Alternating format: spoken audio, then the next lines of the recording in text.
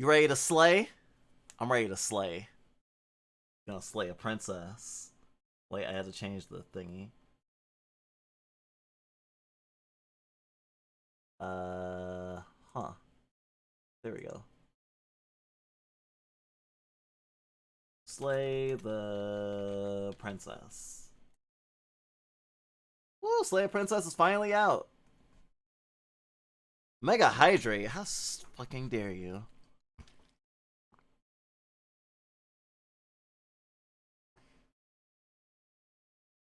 Oh, it actually does say controller.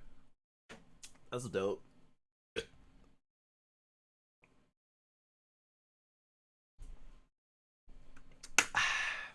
That was not mega.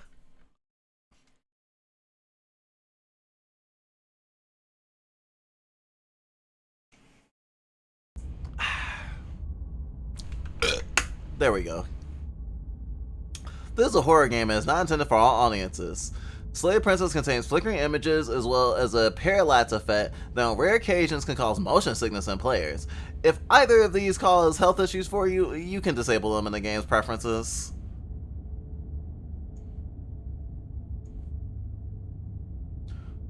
Whatever horrors you may find in these dark spaces, have heart and see them through. There are no premature endings. There are no wrong decisions. There are only fresh perspectives and new beginnings. This is a love story.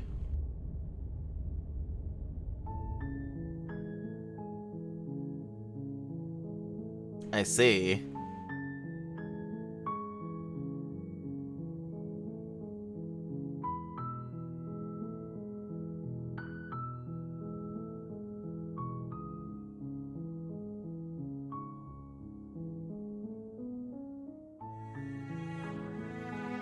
Boil effect.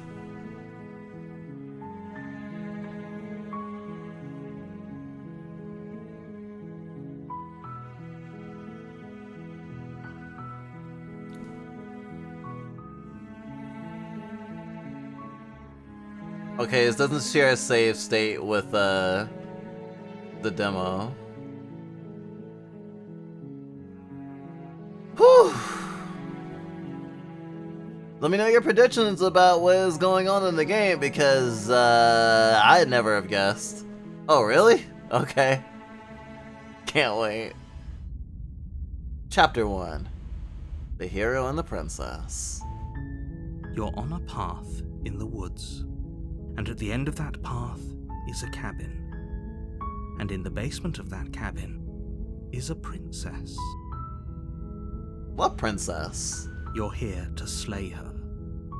If you don't, it will be the end of the world. That's kind of, a lot. This is literally Pascal's mugging. If you don't give me your wallet, the world will end. Can you really, take the chance? Even the 1% chance that I'm right? Because it's just your wallet. If you're wrong, then the world ends because you're selfish and didn't give me your wallet. If you're right, and I am just mugging you, then all you really lose is your wallet. And you can go safe home in the knowledge that the world did not end. Pascal's mugging. But like, Pascal mugging the world right now. The end of the world? What are you talking about? Have you considered that maybe the only reason she's going to end the world is because she's locked up? Killing a princess seems kind of bad though, doesn't it? Can someone else do this? Forget it. I'm not doing this. Have you considered that maybe I'm okay with the world ending? Of course I haven't. Why would I even consider that? Nobody wants the world to end. I mean, maybe some people do, like nihilists, or very, very evil people, but surely you're not one of those, right?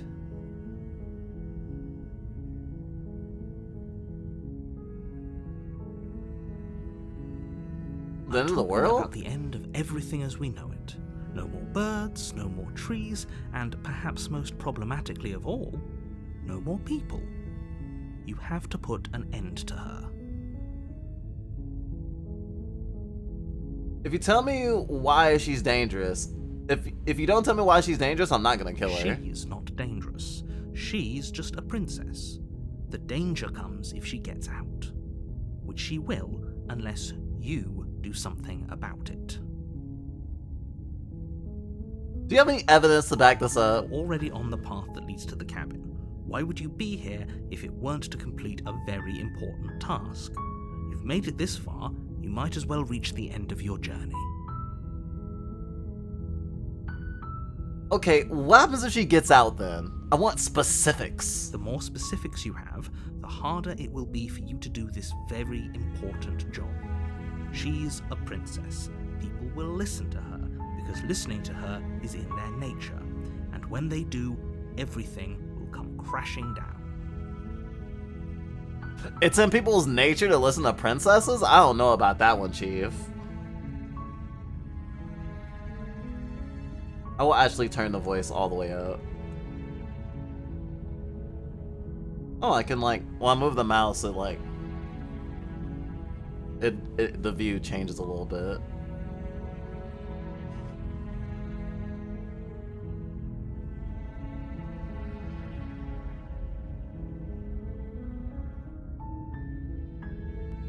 Can't someone else do this? If only that were the case, but I don't make the rules. I have to say, I'm surprised at your reluctance thus far, but unfortunately for the both of us, you're the only one who can pull this off. Like I said, I don't make the rules, no matter how much I wish I did.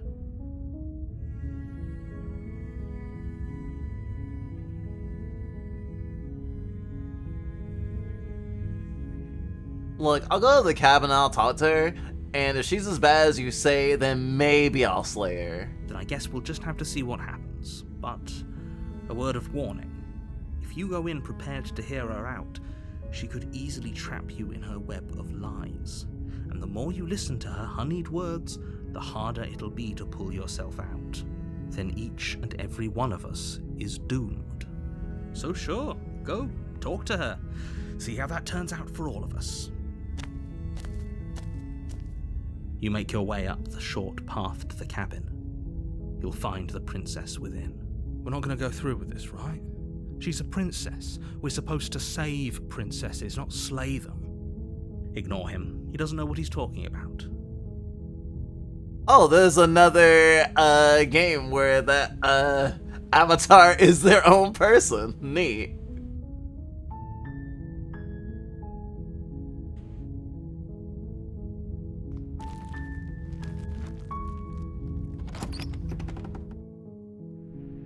The interior of the cabin is almost entirely bare.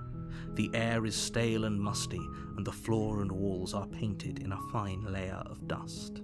The only furniture of note is a plain wooden table. Perched on that table is a pristine blade. The blade is your implement. You'll need it if you want to do this right.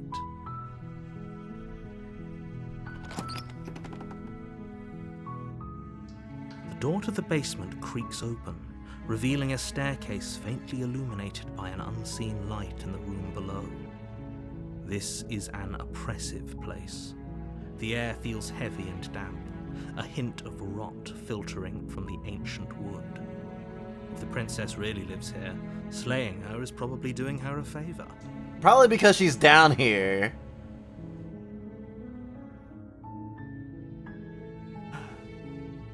You can't have my wallet. I don't care if the world ends. I'm getting my chicken nuggets. God.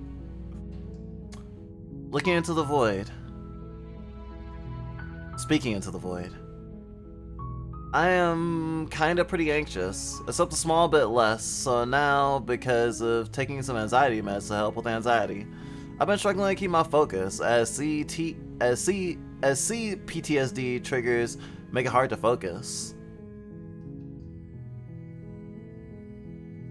Do you know you see PTSD triggers?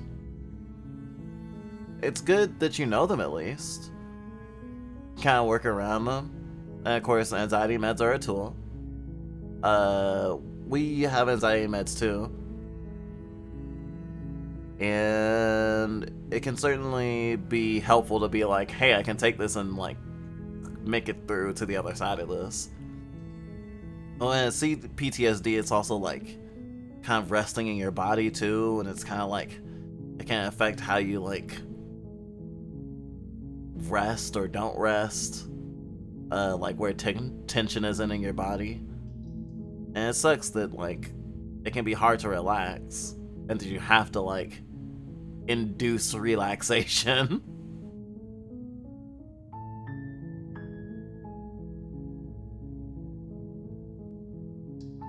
But I understand the struggle for sure. Her voice softly carries up the stairs. Hello? Is someone there?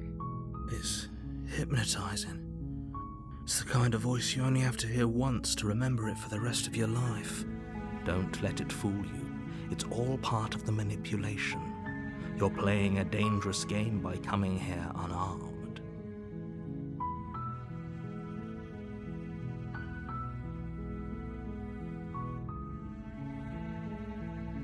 Hey, I think I'm here to slay you.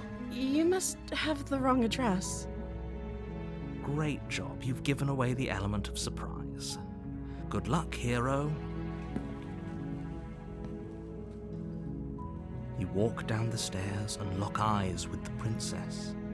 There's a heavy chain around her wrist, binding her to the far wall of the basement. She's beautiful. How could someone like this be a threat to anyone? I mean, if she is a monarch, then she has state power. So that can be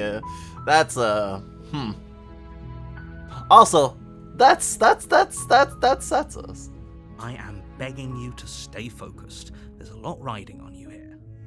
Misogynist? That's misogynist. How could she be a threat to anyone? Hi. You were joking about coming to kill me, right? Do you think you could get me out of these chains?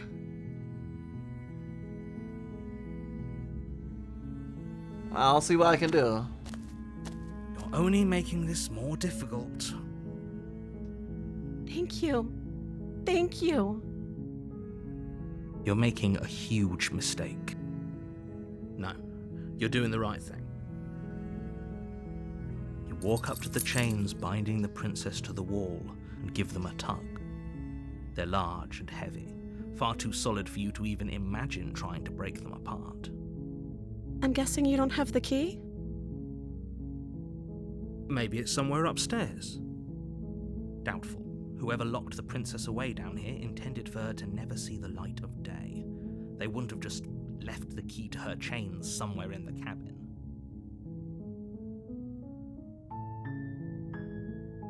And if there isn't a key, do you have any other ideas? Maybe there's some way to break the chains? Or if that doesn't work, I guess we can always cut me out of them. She offers the suggestion with almost complete nonchalance. If we were stuck down here long enough, I'm sure we'd be nonchalant about cutting our way out if it meant we could finally be free. You attempt to make your way out of the basement, but the door at the top of the stairs slams shut. You hear the click of a lock sliding into place. Is someone else here?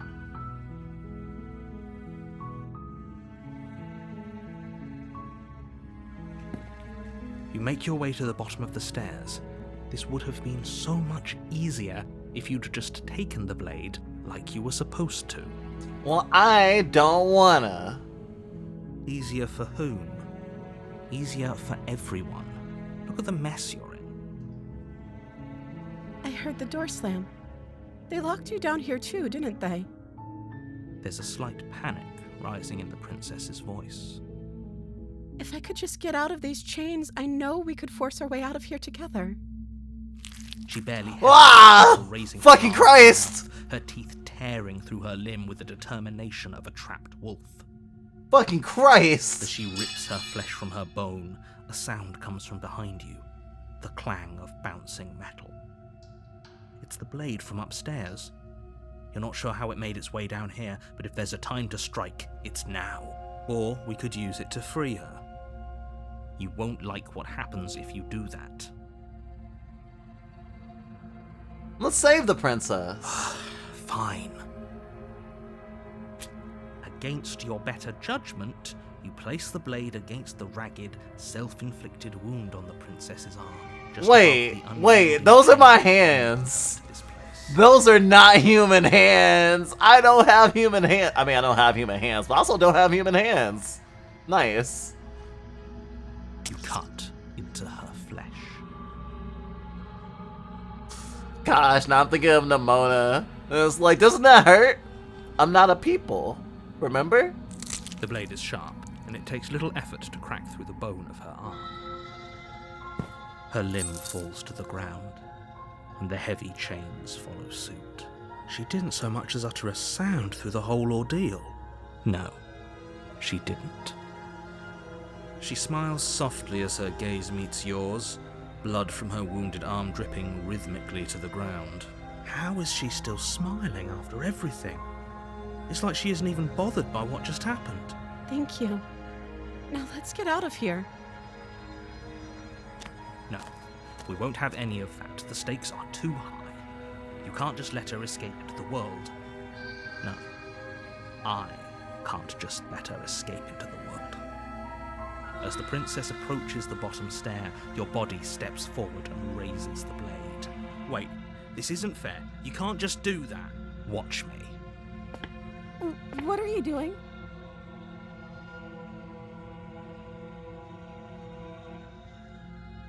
Warn her. Something's come over you, hasn't it? You know you don't have to do this, right? Your body lunges forward, the blade held low, ready to sink into her heart. But the princess dodges, stumbling back against the wall before the blade has a chance to connect. Stop it! Stop trying to resist me. I'm trying to get you out of here alive. No, you're not.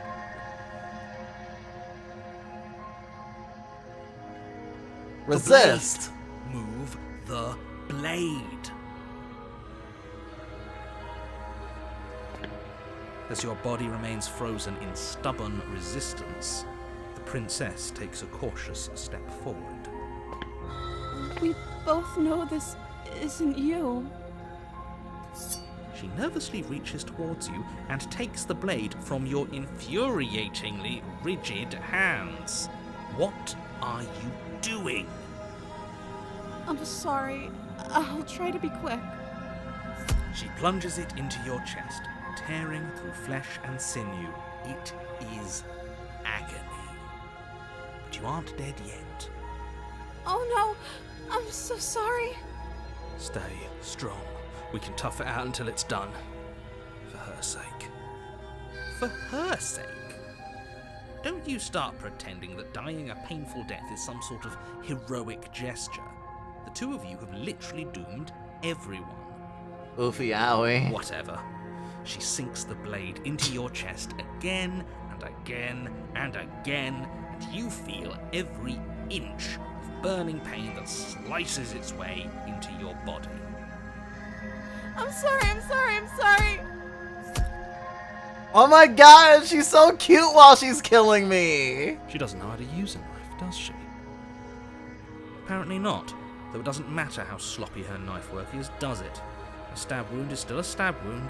It won't be long before you bleed out. I'm so sorry. With one last thrust of the knife, your legs give out beneath you. You collapse to the floor, your blood pooling around you, your limbs unresponsive. The princess stares down at your ruined chest as tears carve rivulets of pink down her blood-spattered cheeks.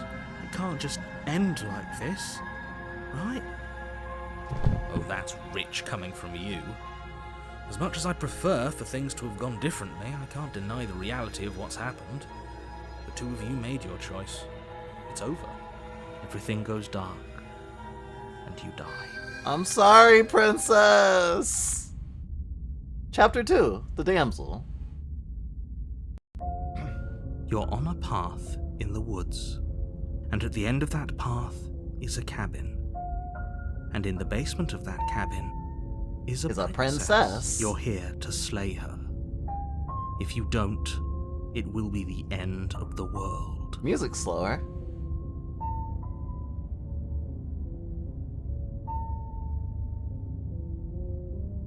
Oh, you bastard. You're in for it now. I'm wise to your tricks. My tricks?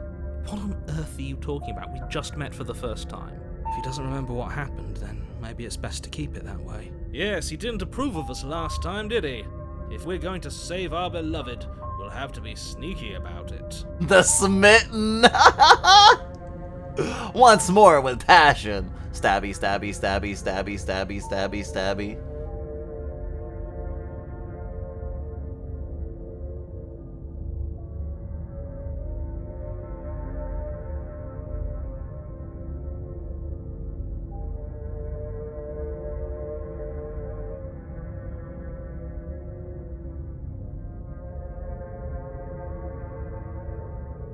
Gosh, see, I'm sorry to hear that people are contacting you that you don't want to.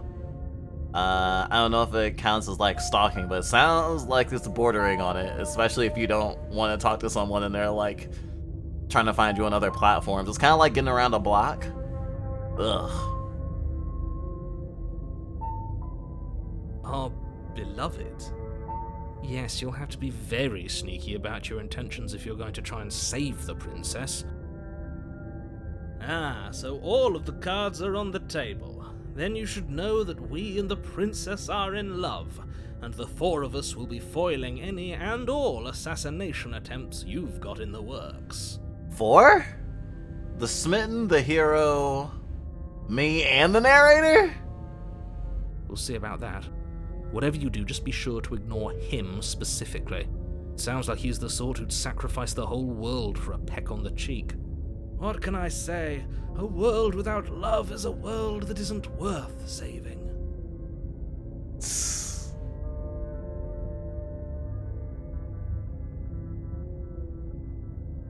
Let's assume I am telling the truth, and all this really did already happen. Why should I listen to you? Why should I bother doing anything? Those are two very different questions, but fine, I'll indulge you if that's what it takes to get you moving.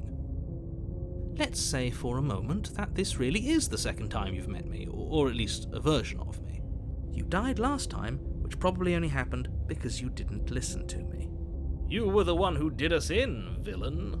Well, not you in the literal sense, but you did everything you could to stop us from rescuing her. Oh, I wonder why. Maybe it's because the entire world was at stake. No lone princess is worth that price.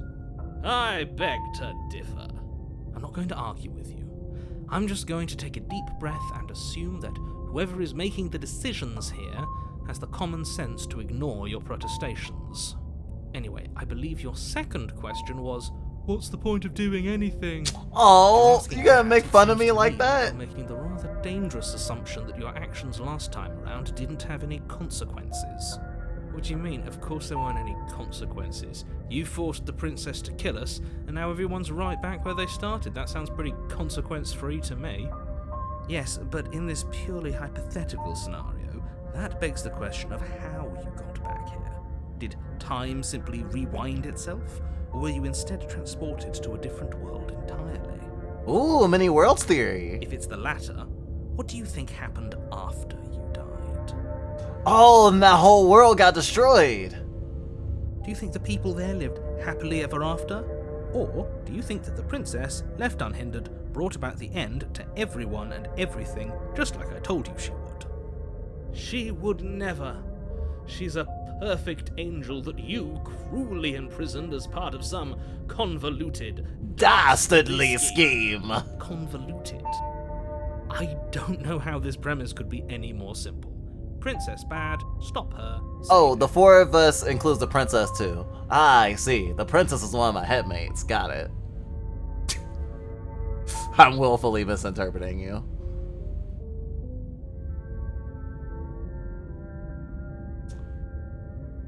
I'm with them. I'm gonna find a way to save her from that cabin. That's right, you can't stop all of us. We're going to sweep her off her feet if it's the last thing anyone does. Are these really the sorts of people you'd like to align yourself with? You're not at the cabin yet. You still have plenty of time to reflect on the situation. I just hope for all our sakes that you make the right call.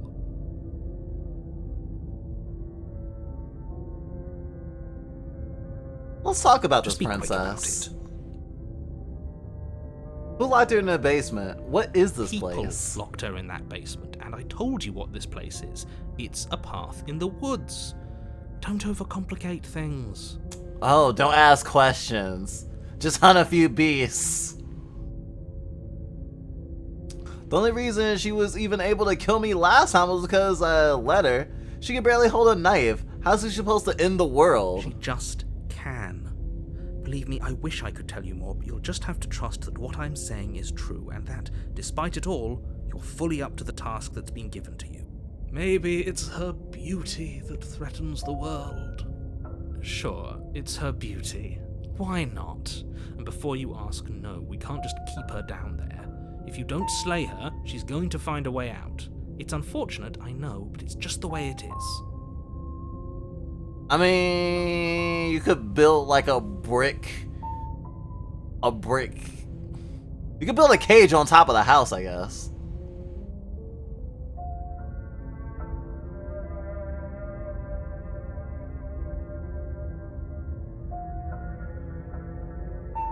If people locked her away, why couldn't they slay her? Why is this falling on me? Look, I'm not supposed to say this, but it's because you're special. You're the only person capable of doing this. Call it a prophecy, if that helps, but it's just the way things are. That's really convenient for you, isn't it? Oh, I didn't know we were special. Oh my god, the fucking hero. Of course you're special. Why else would you be here? Because I am a pawn. Calling us special isn't going to make us friends, even if it did feel nice. Oh, believe me, the last thing I want is for you and I to be friends. But I'm a professional, and I'm not going to let my dislike for you get in the way of helping you save the world. A professional what? Why are you being cagey? What aren't you telling everything me? you need to know. Going into more detail would just overcomplicate an otherwise very simple situation and make your job more difficult. Not to sound like a broken record, but the less you know about her, the better things will go for all of us. I know it sounds like I'm hiding something, but you're just going to have to take me at my word. That's Right. all. Now, if you don't mind, the whole world is waiting with bated breath for you to save it from ruin. A warning before you go any further. Uh-huh. She will lie, she will cheat, and she will do everything in her power to stop you from slaying her. Don't believe a word she says. We already told you we're not playing along with your little game. It's your lies that can't be trusted. Her beauty is the only thing in the world we can believe in. I think we've already been over this. I'm pretty sure he just likes the sound of his own voice. I do, but I also speak from the heart. My passions are too great to be stifled. They must be expressed! Sure, yeah, your passions are strong and all, but not everyone needs to hear them. Some things are better kept quiet. Stanley like the Stanley Parable? Gosh. Don't pay their bickering any mind. Focus on the task ahead.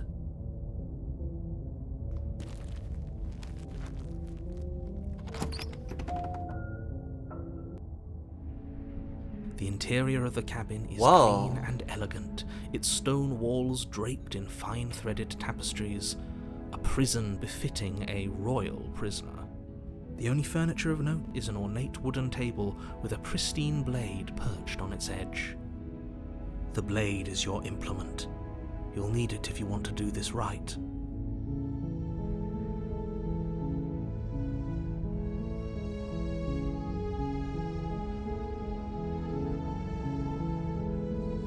Approach the mirror? You walk up to the wall next to the basement door. It's a wall. There isn't much to see here. What the fuck? What are you talking about? This isn't a wall. It's a mirror. Or at least it'll be a mirror once we wipe off that layer of grime.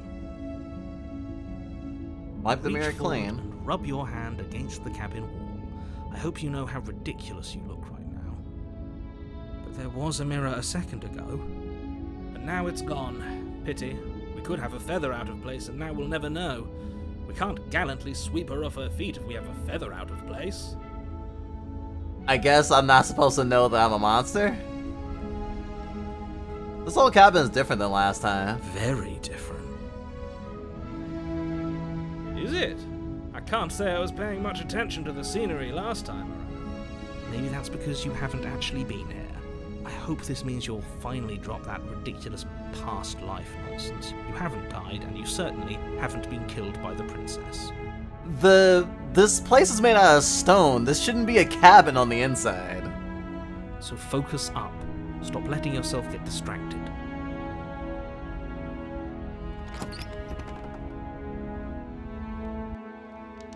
The door to the basement creaks open, revealing an intricate stairwell.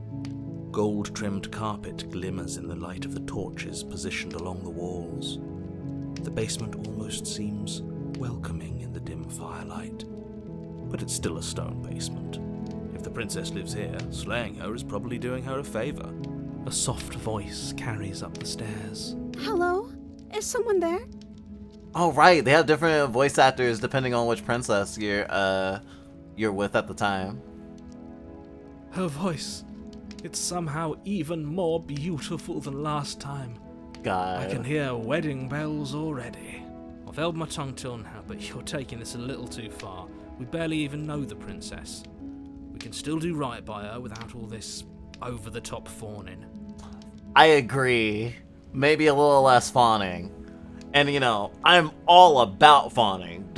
Don't get me wrong. I can fawn in my sleep, I swear.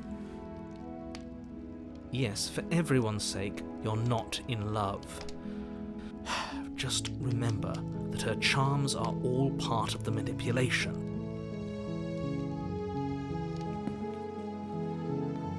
You walk down the stairs and lock eyes with the princess. There's a heavy chain around her wrist, binding her to the far wall. My love, we're here to rescue you from your unjust and foul imprisonment. You know she can't hear you, right? She may not be able to hear my words, but surely she can hear my spirit. Oh, your spirit's plenty loud, all right. It's you, my dashing hero. I was so worried you wouldn't come back. Oh, she remembers. Did you hear that? She said we're dashing. Aw. And she called us a hero. Flattery really goes a long way with the two of you, doesn't it? Yes. Waiting for you to come back. I forget. I didn't want to believe your What's ravings fawning? back in the woods, but this is next to incontrovertible evidence. You've been here before. Fawning is technically a trauma response. Kind of like fight or flight or freeze. It's a way to like appease someone who is hurting you or threatening to hurt you or you think might hurt you, so that they won't, or that they hurt you less. Outside of a trauma framework, fawning is just like buttering someone up, being really, really nice to them unnecessarily, undeservedly maybe. Well, some might say. Fawning over your lover is seen as very common, or is very common in a way. At least in the sense that it's like, oh my gosh, I think this person is so great, so I'm gonna treat them really, really well. Like if you have BPD and you have an FP, you may fawn over them, but it's not because they traumatized you, or do you think that they're dangerous. It can be because you care about them a whole bunch and you want to do a lot for them, though it can still be toxic. But you know, maybe just a little fawning as a treat is okay. I don't know any of the VTubers you mentioned there on your wiki. I'll have to look them up. Good thing there's a wiki. Yeah, I am a good girl sometimes. That's right, villain, and you killed us. Well, she killed us. Only because he made us try and kill her. It was self-defense. Our beloved's hands remain unstained by cruelty. And you've died before.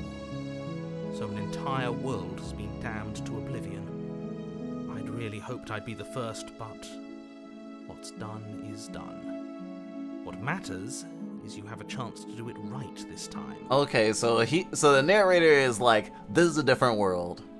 Now, hold on. If she actually ended a world, are you sure we want to do this? Are you sure we want to rescue her? We have no proof that she ended a world, actually. We never saw a world end, and now I'm even more certain that we must chase our heroic and romantic destiny than I've ever been. I shan't let anyone convince us otherwise. Are you listening to him? He's lost it. Don't let him distract you. Just do your job.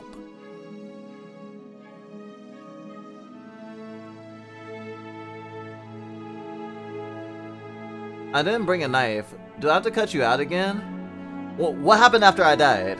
You died, and now we're talking. God.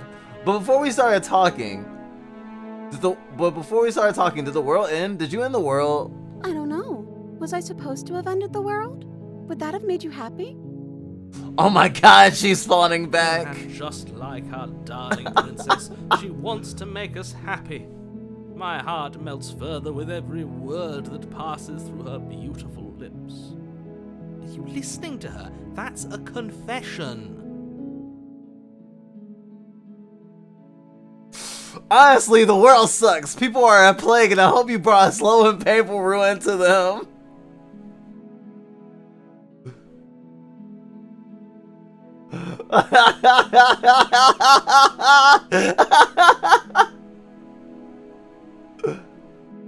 No, I don't want the world to end. Then I didn't end the world. See? She didn't confess anything. She is innocence itself. I'm not so sure.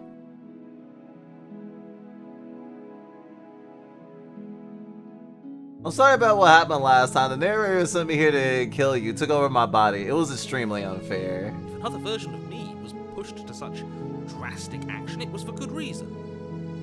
That's okay. You were just doing your best, and that's all that matters. Oh. She took that in stride. To a surprising extent. An almost unsettling extent, actually. That's because she's perfect. Oh my I God. think she has someone like him telling her what to do. Oh. That's a good... Probably. She doesn't. There's no one else like me. I think he's right, because I like it better if she doesn't have some horrid little voice like him, always trying to drive her to violence. I didn't bring in a knife. Do I have to cut you out again? I'm okay with whatever you come up with. You can cut my arm off again. We God. won't be laying a finger on her perfect wrists, and indeed, we won't even have to. Do you see how dainty her hands are? We'll be able to slip her right out with no harm done. I doubt What? that. No, she's a prisoner here. You can't just slip her hand through the chains. Why are you two arguing over the logistics of slipping her hand out of her shackles? She just said she'd be okay with any idea we came up with. Am I the only one here who thinks that's weird? She didn't care last time. Why should she care this time? That's our stoic, smiling angel. Aerith Gainsborough ass. You're right, it's extremely bizarre behaviour and further evidence that she's a monster who's not to be trusted. So go ahead and slay her. You killed me last time and it hurt a lot. No, I can't let you do that. If you take another step towards the princess, You'll what? Take over our body and force us to try and kill her? I would if you had a weapon. Not on my watch, villain. My passions contain tight My and God, depths, this and game. if you try anything that might harm our dearest, I will end our life without a second thought. You wouldn't. I would. I'd listen to him if I were you. He has a lot of strong feelings. And doesn't the world end if we don't stop her? Oh, it does Approach the slip. princess and gingerly slide her hand from her bindings. That shouldn't have worked. I'll be damned. We're doomed. I can't believe it. But I guess I have to. I told you, there's no life more worth living than that of a true believer. I'm free. And you're not trying to kill me this time. Thank you. Thank you so much. The princess jumps up and smothers you in a joyful embrace. Ugh. Yay! If only you had a weapon, one slip of the wrist and your pristine blade would be buried in her back and everyone out there would be saved.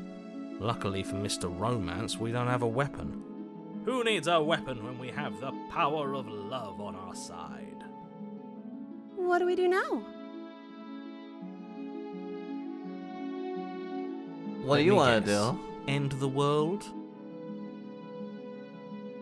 Spoken with the rank cynicism of someone who has never felt love in his heart. God. I don't actually know. Nobody's ever asked me what I wanted before. Oh my god, that's a red flag. She's been abused her entire life. She doesn't even know what she wants. You may have had her all wrong. What if this whole thing is just a misunderstanding? What if she doesn't want to end the world? You're so gullible. Is the only thing you've ever doubted the actual truth? I think I want to leave. And I think... The princess closes her eyes in deep reflection. And then she shrugs. I don't know. What do you want to do?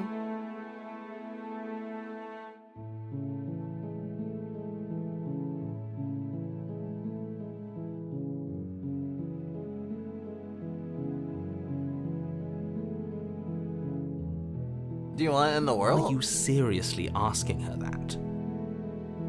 Oh, we've been over this one. No, I do not want to end the world. I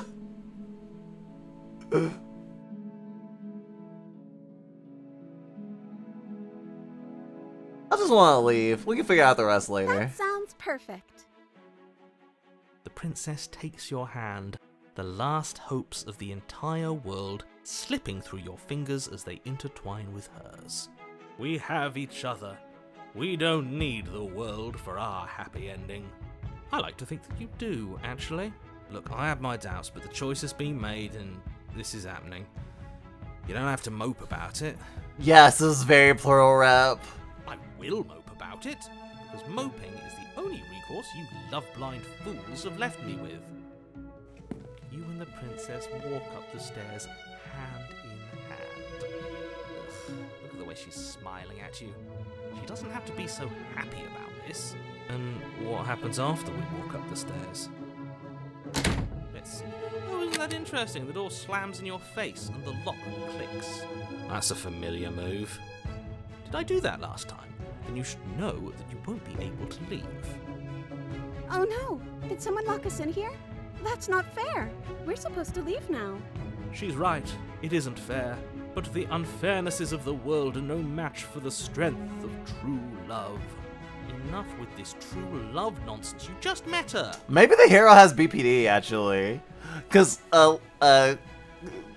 backtracking back to FP, favorite person, FP is someone that you treat unusually well, that you put on a pedestal and think they can do no wrong, usually. It's complicated. Or you have very positive feelings about... There's a term called painting white. If they do something that hurts you or is outside of your conceptions for them, it can, like, shatter your whole perception of them as a person. All I know that this game can I've seen a screenshot of someone playing this game, and this game looks like it can get weird. I see. Of course you wouldn't understand. Our passions run deeper than anything you have ever known. Are you listening to this? You don't have to go along with the every whim of that delusional voice. How I know you're not a delusional voice, huh? I'm just along for the ride at this point.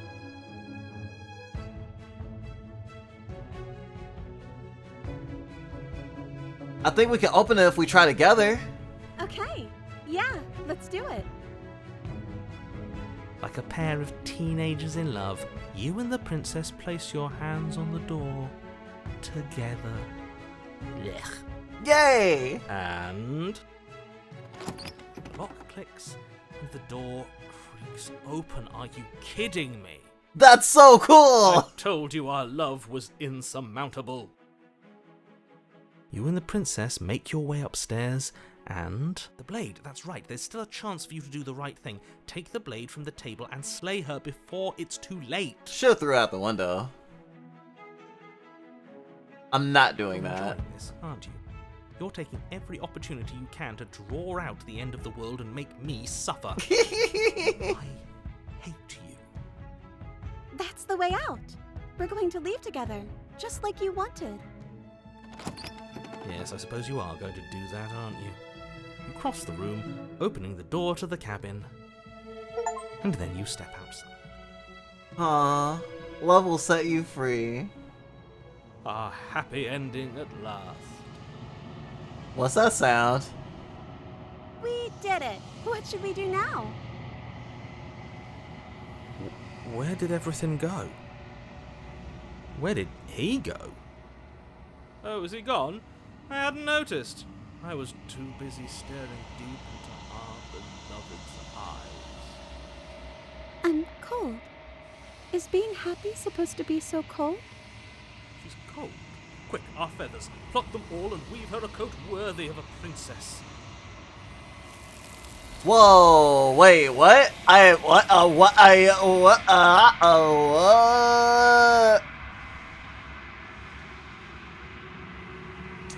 But you didn't get a chance to make that jacket. Something has taken her away, and it's left something else in her place. She's gone. Where did she go? Should we try and find her? And is that a mirror? Why is it here? Why now? The narrator is gone. Does that mean the world ended? The villain vanquished. I don't know where she went, and I don't know how we even go about looking for her. She's gone. It's just us and that awful thing. I can't believe she was taken away from us. I think I'm supposed to look at the mirror. Dreadful about it. I don't think you should. Yes, I fear that we won't like what we'll see. What if we just sit here and preen for a while? That can't hurt, right? You wanted to see our body before. I'm not a big fan of seeing bodies, but you know, bodies. I'm begging you, don't do this.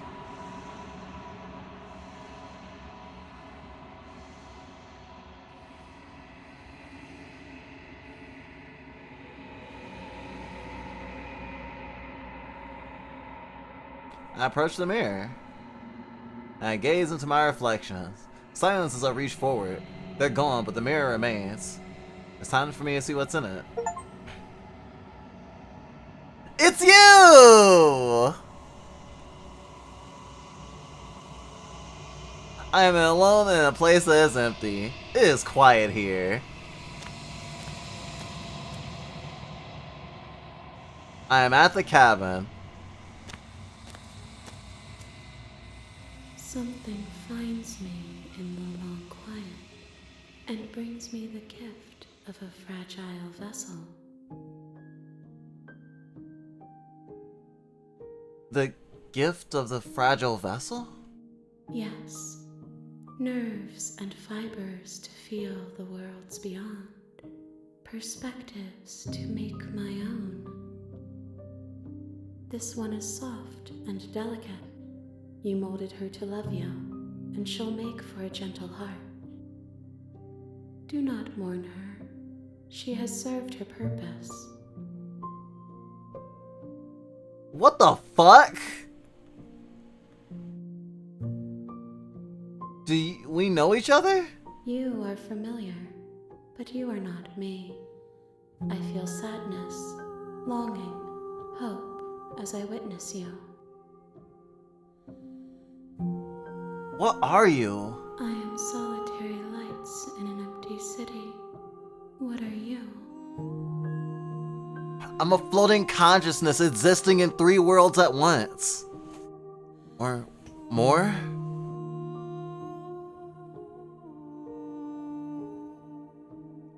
What do you think I am? I think that you are like me. Oh shit! Like another player? reduced to shallow creeks. Oh boy!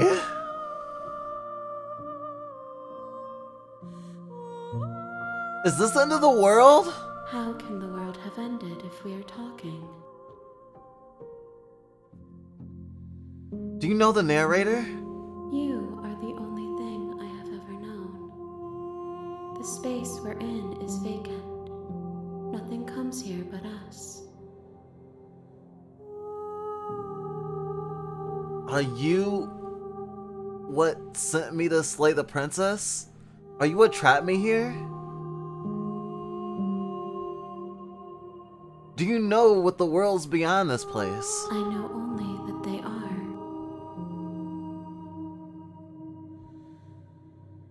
I have only just now stirred to consciousness.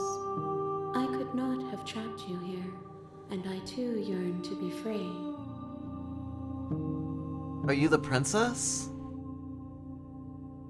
She is part of me, and part of me is her. But were you always a princess, or are you just making her a part of yourself? You speak in circles. Does it matter where one thing begins and another ends? Man, that plurality hit hard. Let her out of there. There are some changes that can never be undone. There are some tears that can never be unshed. This is not a place that can hold a fragment of a concept. The moment she arrived here, she was going to return to me. I promise that it doesn't hurt.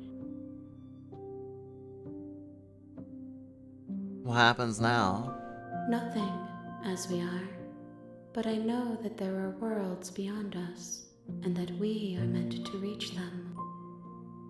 There is no exit, but this vessel is a creature of perception. She can make you forget, if only you believe her to be able to. Bring me more perspectives, so that I may be whole, and perhaps then we will know our freedom.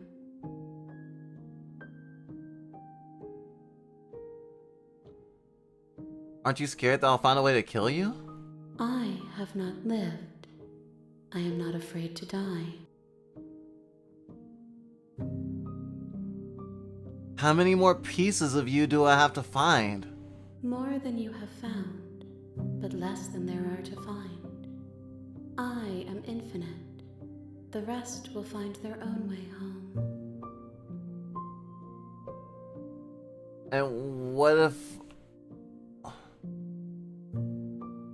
I was sent to slay a princess and stop her from destroying the world? If I help you, is that what you're going to do? You ask of things that cannot be done. To destroy is merely to reshape, to remold.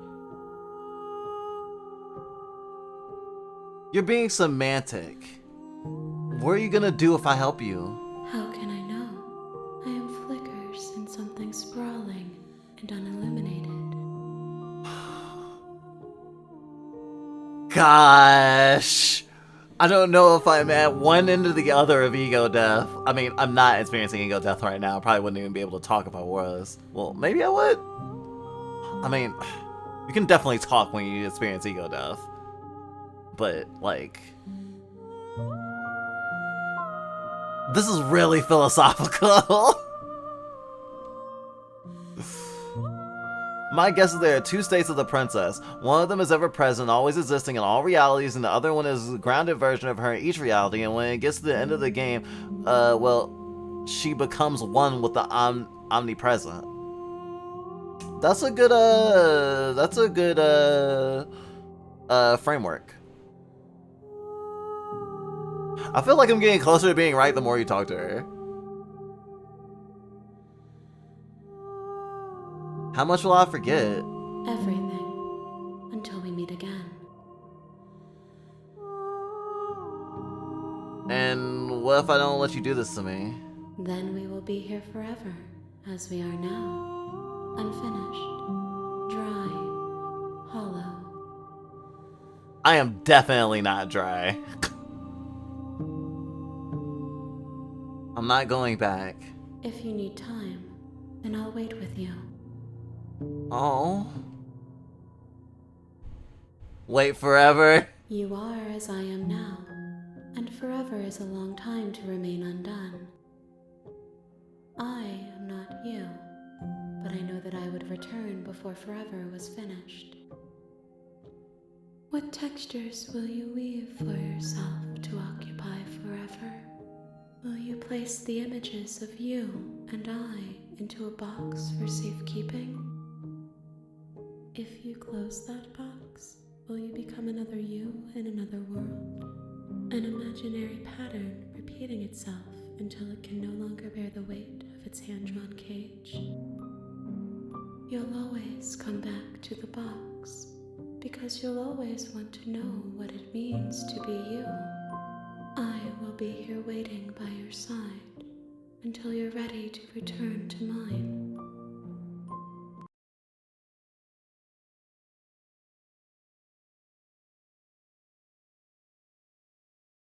And the game ended itself. Because I did that. Sexy.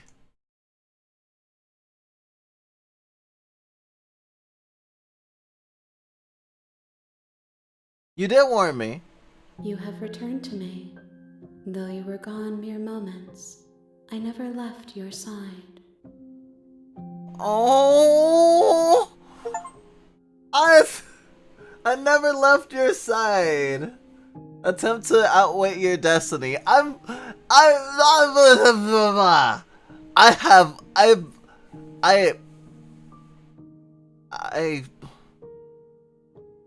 can't say I love her. I'm enamored by her. I'm endeared by her. I'm endeared with her. I feel a feeling stirring. Does this count as immersion? I know that I'm playing a video game, but because of the meta text, it feels like it doesn't matter. I mean, ego death is sort of when you stop existing. Wait, well, not death though. Not literal death. Like, when you stop being... When the boundaries of the self become so diluted or non there that like...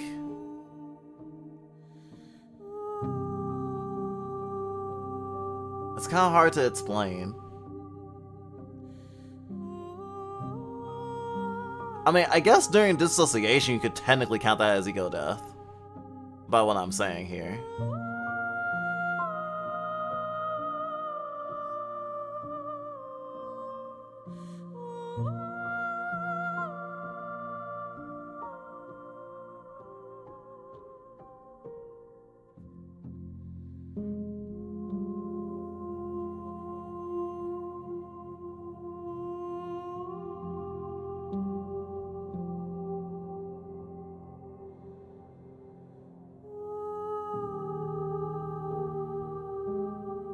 Okay, make me forget.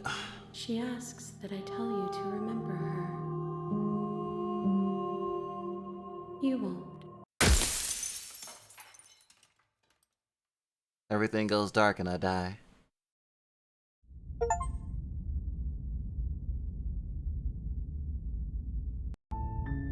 You're on a path in the woods, and at the end of that path is a cabin. And in the basement you're here to slay her.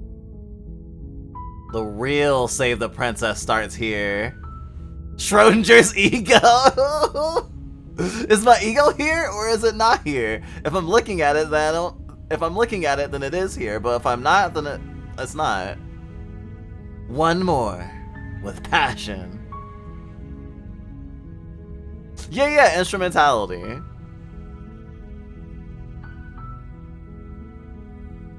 See, Issy wouldn't have had to go away if she just peed her pants.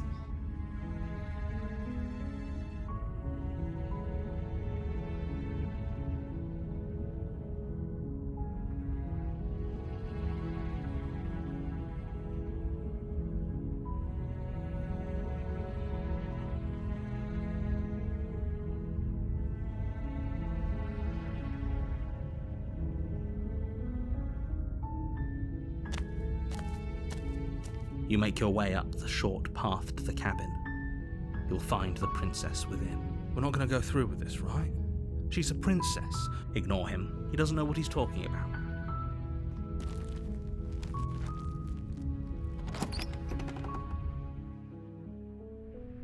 The interior of the cabin is almost entirely bare.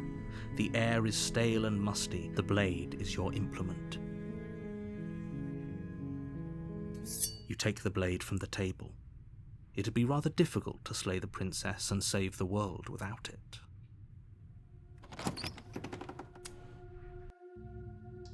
The door to the basement creaks open, revealing a staircase faintly illuminated by an unseen light in the room below. This is an oppressive place.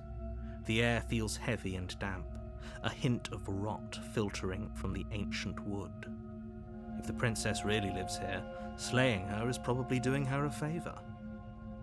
I think it's actually kind of cool that in trying to take the pacifist route, I now understand the structure of the game, and it now is forcing me, well, if I want to get to the end of the game, if I want to actually save the princess and not slay her, I have to try to slay her. Which is weird, but also kind of cool. Because even if, as a player, I don't want to, like, kill her, now I have a reason to try. It's not just taking the narrator at his word. More hydrate. Ego Death just reminded me of how much I like being drone, because throw away all sense of me. Yep, Ego Death, yeah.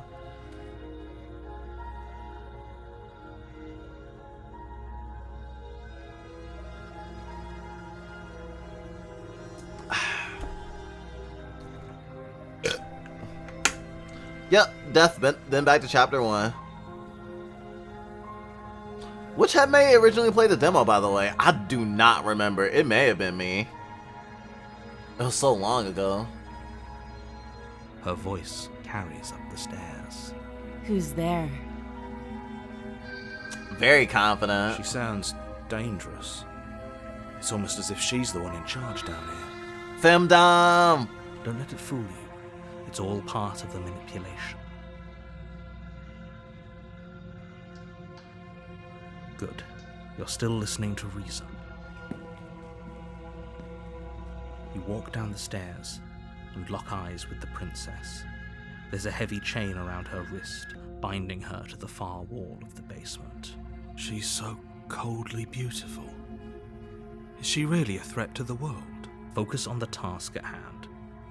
And there you are. Are you here to kill me or something?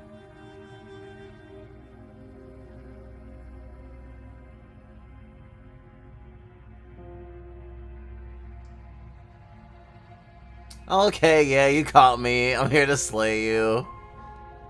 That isn't a good idea. Just drop the knife, and maybe the two of us can talk things out. She's right, we should. We should just drop the blade. Don't you dare.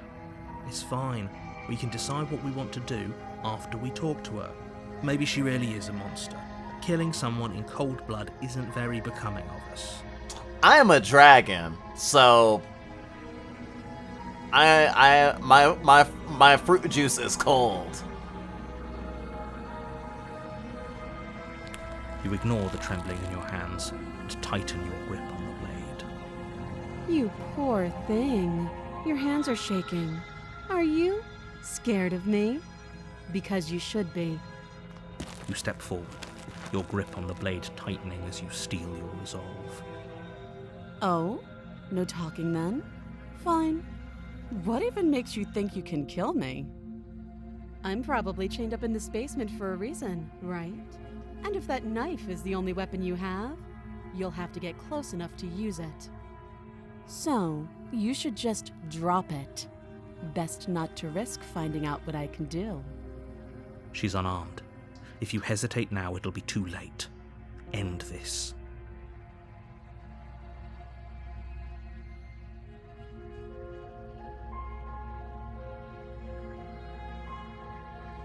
You lunge forward without a moment's hesitation.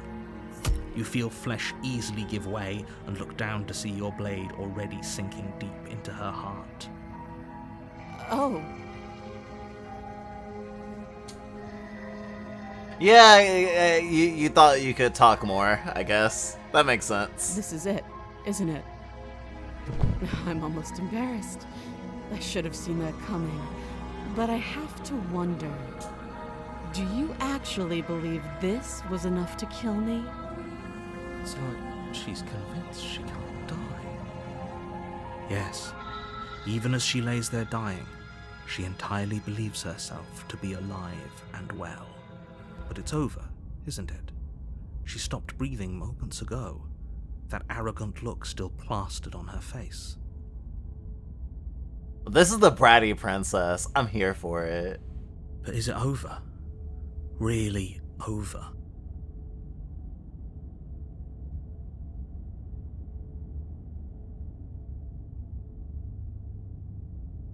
Of course not. That's way too It's easy. over. Don't get all worked up. Oh wait, perception. How I perceive things is how it will become. We should make sure. What's the harm in checking for a pulse? I really don't think you should do that. And why shouldn't we? Is there something you're not telling us? I've told you everything that's happened with complete accuracy. The princess is dead. Your blade pierced her heart. There's no coming back from that. You're right, she's dead. Let's get Yes, out of here. Exactly. It's over. With your work done, you make your way back up the stairs, closing the door to the basement behind you. Why do I feel like we've done something terrible? Because we have. You did kill someone. Greater good or not, something would be very wrong with you if you didn't feel at least a little bad. But it was for the greater good. One of these days that will sink in and help ease your guilty conscience. But that day isn't today. Let's just get out of here. You open the cabin door, ready to return to a world saved from certain doom. Only, a world saved from certain doom isn't what you find. Instead, what you find is nothing at all. Where a lush forest stood mere minutes ago, the only thing in front of you now is the vast emptiness of some place far away. What happened? Everyone is fine. It's just that you and the cabin are now far away from them. Don't worry. You'll be safe here. This is good. Everyone is happy. You'll be happy. That's What's bullshit. done is done. And there's no going back now. This is what's best for everyone. Trust me. Time passes. You can't be sure if it's days, or months, or years, or even decades. It's all a wonderful, boring blur. You've never been happier. That's a lie. Hey, we're not just gonna stay here forever, right?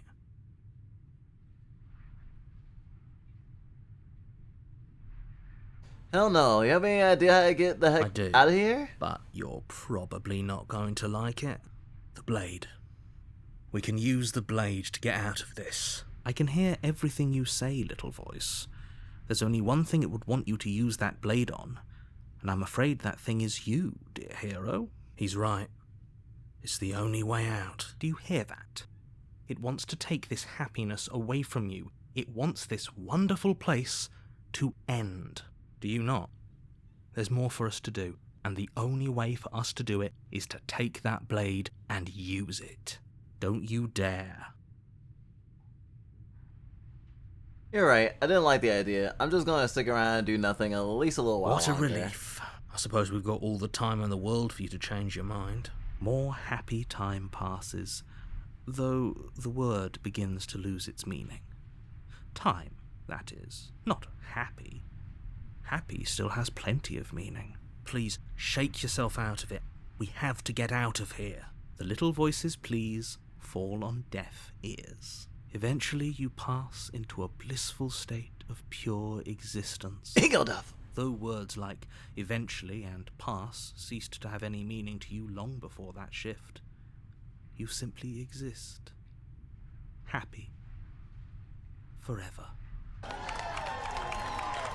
Good ending! You did it! You saved have everyone! To my completion, you cannot go further astray. Past the point of no return. You cannot go further astray. Okay, maybe I'm not happy. I'm not just saying that because you're the last person I talked to. Because I have an idea to get us out of here. The blade. I can hear everything. He's right. Do you hear? Do you not? Don't you dare. Anything against I have this Thank hell. I made this happy little place for you. Is this not a good enough reward for saving the world? An eternity of bliss? You ingrate? Fine. Whatever. For the first time since time stopped meaning anything, you throw open the door to the basement and walk down the stairs. The princess's body is dust and bones, though the blade you used to slay her is still as pristine as the day you first held it. You pick up the blade, you stab yourself, and you die. The end. Easy. Nice knowing you. Chapter 2. The Spectre.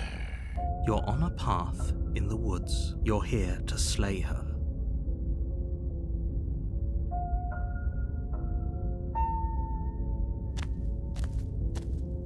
A warning before you go any further. She will lie, she will cheat, and she will do everything in her power to stop you from slaying her. She won't be a problem. Voice of the cold.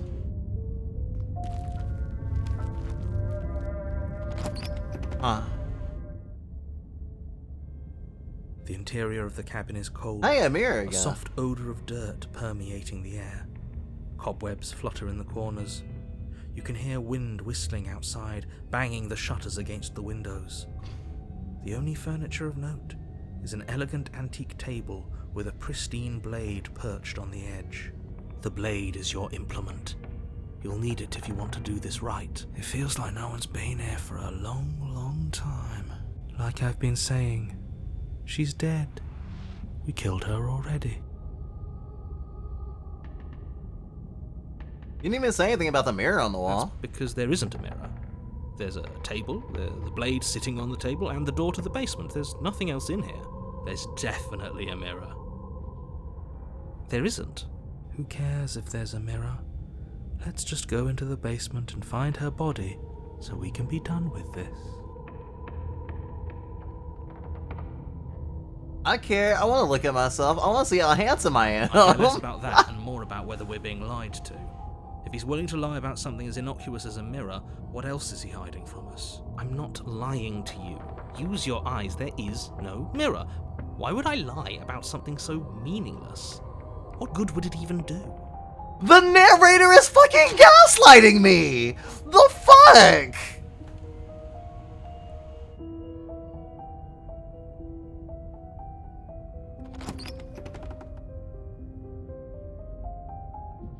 The door to the basement groans open, revealing an old banister and a creaky wooden stairwell.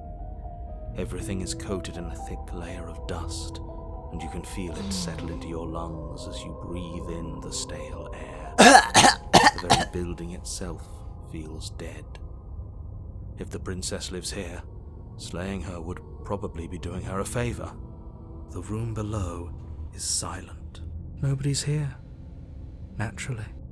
As much as I appreciate the optimism, you shouldn't be so sure. I guess we'll just have to go down and see. As you descend the final step, the form of the princess comes into view. A skeletal body, lying in a heap on the floor, its wrist still bound to the wall by a thick chain. Yep. Okay, she's definitely dead.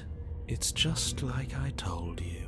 Before you have a chance to finish your thought, the top of a head appears from underneath the floor. Two deep-set eyes stare up at you, followed by a mischievous, skeletal grin.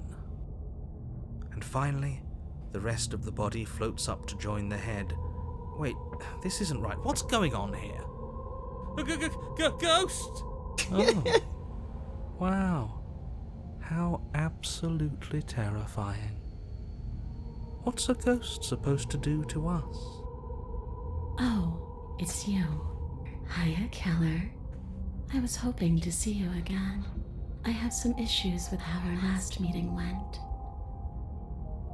The princess drifts across the room into your orbit, gently running her fingers across your shoulders and down your neck as she circles you.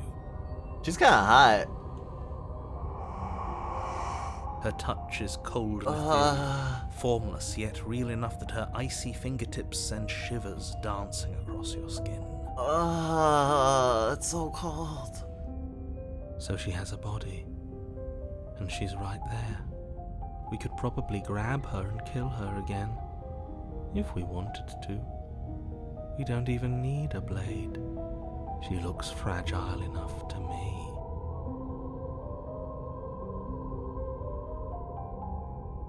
Before she can suspect a thing, you lunge forward and grab her arm. You feel substance for the briefest of moments, but then you feel nothing at all, as though all you've done is clutch at empty air. You're adorable when you're confused. I'm always adorable. Wait a minute. But I didn't say you could touch me. Why are you even here? Just making sure you finish the job, or what? If I knew I'd have talked to you again, I wouldn't have slain you. I died too, and I'm not floating around like you are. What happened? Why am I different? Why are you different? You don't look dead, Killer. The princess grabs your wrist, a sudden shock of cold flowing all the way up your arm, her eyes still fixed on yours as you try to squirm out of her grip. And you don't feel dead either. She lets go and pulls away. Your fingertips tingle painfully as the chill subsides. I'm less interested in why you are, or how you are, and a lot more interested in what you are.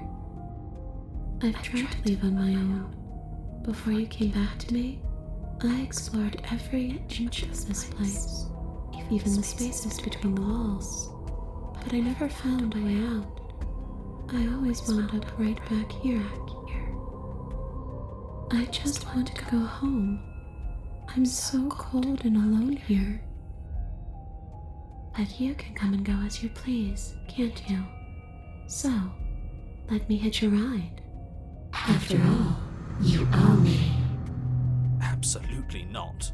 Is she asking if she can possess us? She is. And I hope I don't need to explain why you can't let that happen. It would be catastrophic if she managed to escape this place. And if you let her in, there is very little anyone could do to stop her. Would she be able to see us if we went along with it? Now, isn't that an interesting thought? We could finally bring her face to face with him. I wonder what she would have to say to the one who wants her dead so badly. I'm so on board with this. It's funny to think this game is a prequel before Harry Potter from Disco Elysium woke PU. What? Erlen, are you gaslighting me? This isn't Gaslight Drizzle Day. Or maybe it is, I guess. You won't like how things play out if you go down this path.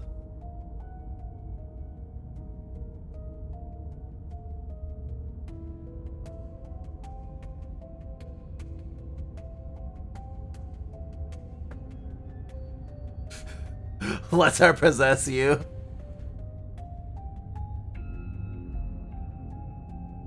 Do I still get to be in control? Sure, why not? That doesn't sound very reassuring. It could be the best way to trap her for good. Doesn't seem like it would be very easy to end the world from inside someone else's body. That is a very dangerous train of thought. Sounds great. Do it. The princess swims through the air in front of you, pausing for a brief moment as her dark-rimmed eyes stare deeply into yours. There's a hunger in her gaze. Thanks for the body, Killer. What are you doing? Don't just let her in. How many times do I have to tell you? See you soon. She rushes forward and then she's gone. A sharp chill spreads across your body. It starts in your chest, a freezing numbness flowing out from your heart all the way down your limbs, your mind growing cloudy and confused as it settles over your very soul. I'm not sure I like this. Can we get a do-over? It's too late to stop now. The numbness gives way to a stabbing pain, your muscles twitching and convulsing violently, each involuntary movement causing more waves of agony to ripple across your body. You collapse to the floor, and everything goes dark. Get up. You've still got a job to do. Your eyes flick back open as you get your bearings, your vision swimming as... So this is what it's like to be you, huh? Disembodied voice narrating your every move? So, it doesn't work like that for you? Clearly it doesn't, or she wouldn't have commented on it. Hey, I'm not a shard of broken glass, I'm... Clear doesn't show. All these shards of broken glass on the floor. All these shards of broken glass on the floor, are they supposed to be you? Fucking Christ. Christ.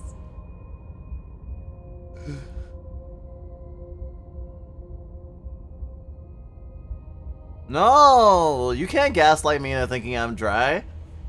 Especially when I'm at... Never mind. Yeah, go on. Finish the thought. What are you? I'm a voice? I'm me is what I am. Who cares what we are? We exist. That's all that matters. Damn. Yup. Could take a fucking page right out the plural handbook. Do you have to deal with this annoying bickering all the time? No, it matters. What we are matters. If I'm a shard of broken glass, then that raises some questions about certain other voices in here too. I'm clearly the same thing you are. Hopefully they'll all go away once we leave this place. I don't know how you can tolerate all of this noise. No, I'm not talking about you. I'm talking about him. You don't need to know what I am. You just need to know that I'm different from you. More important. Fuck you, So dude. you're the one who pulled the strings and made me dead. I can tell you don't belong here. You're barely even there, like the shape of something left behind. You're more of a memory than a person. This is true. Metatextually, it is technically the recording of someone, right? I mean, that's technically not wrong. That's rude. You're kind of like me, actually. Oh. I'm just going to ignore her. You push yourself off the ground. The princess is nowhere to be seen. Obviously, she's nowhere to be seen. Because I'm in here with all of you. Everybody knows that. I'm setting the stage. The room is empty because you made a spiteful, idiotic, and all-round foolish decision. I think this decision's pretty fucking cool. Oh, shut up. Stop trying to manipulate everyone. Or don't, actually. It doesn't really matter. Because you won't be around to do this for much longer.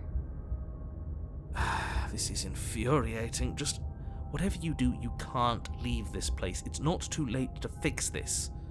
Probably.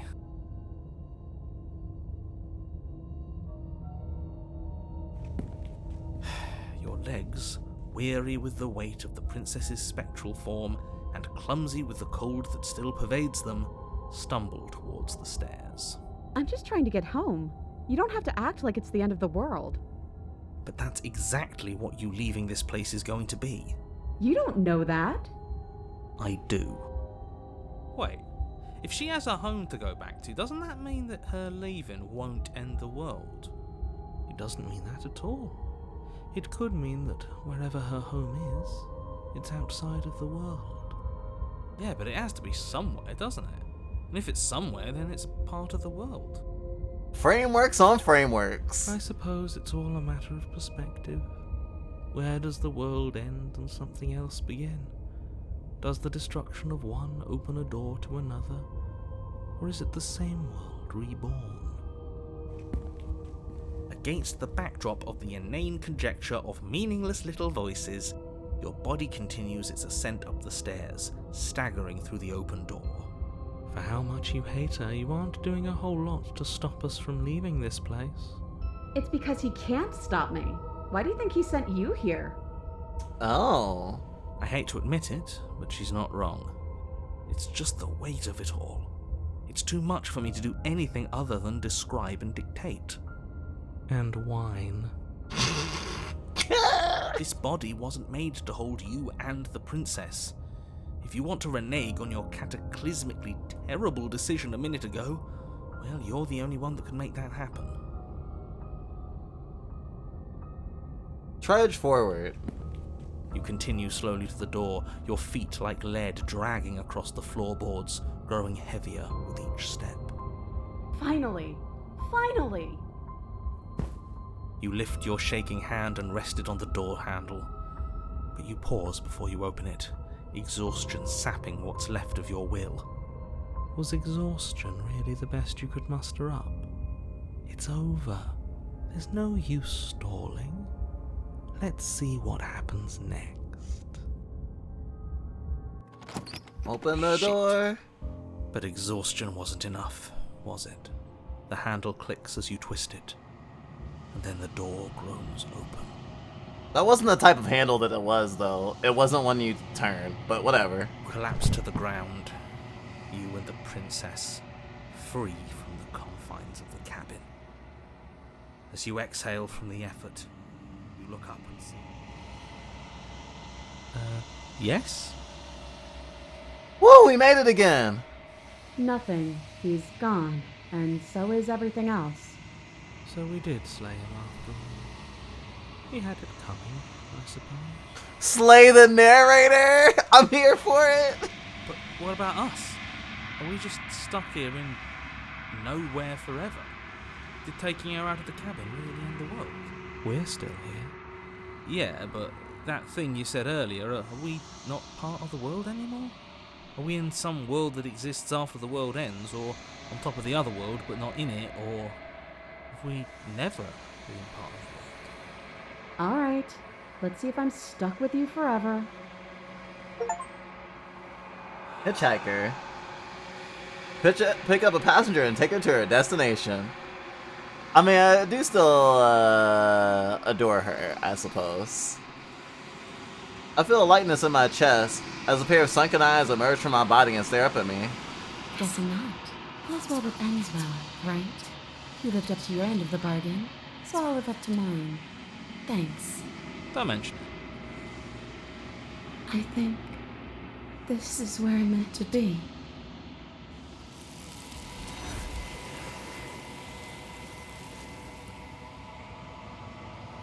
Well, knew that was gonna happen.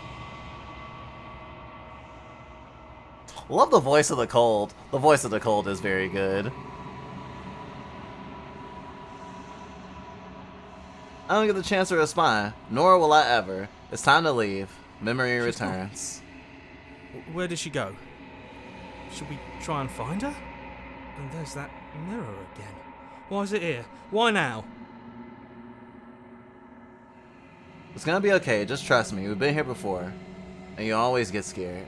But it feels so bad. Like looking into it right now is going to be the end of everything. You don't need to comfort him. The same for you, but not for me. I would have kept them in the dark if I were you. What is that supposed to mean? Whatever awful thing I felt before, it feels so much worse now. Approach the mirror. Gaze into my reflection. Silence as I reach forward. They're gone once again. The mirror always makes them leave. But I need to see what's in it. I've grown! The bloat! I'm stronger now. I find myself in the long quiet once again.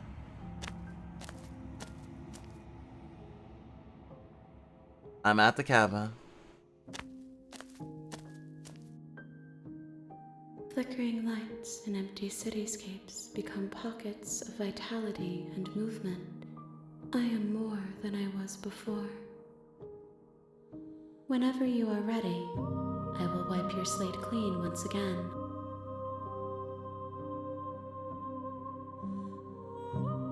Are you the same being as you were before? How much have you changed?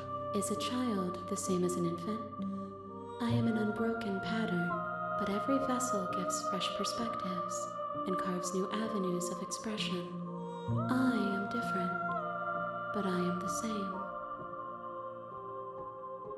What does it feel like to change like this? Eyes close in reflection. Perspectives meld together, and the breadth of my experience stretches to new corners. There are contradictions, conflicts in my nature, and there are familiarities that bind everything together. It feels correct. This is what I need to be. This is the only path forward. You know that at the end of this, once you're finished, I'm gonna kill you, right? When I go back, it's as if the invisible wall comes around me. Why can't I not do the same things I've done before? Those paths lead to worlds you've already seen, and to perspectives I have already made my own. They are useless to us now, inaccessible. The only paths of value are those that are yet untread.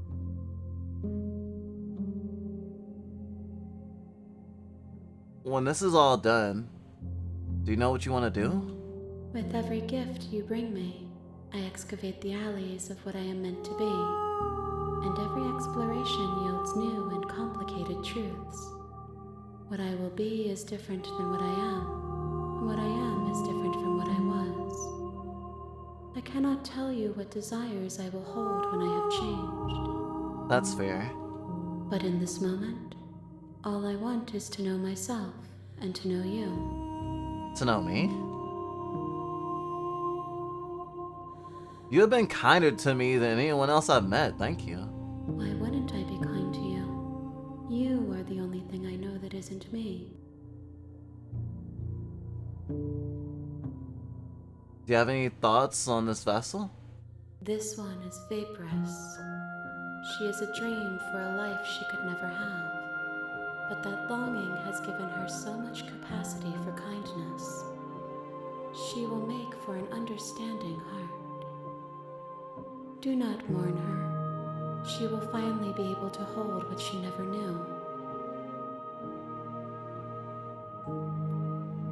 I don't want to hurt you, but the more times I go back, the worse I fear things will be.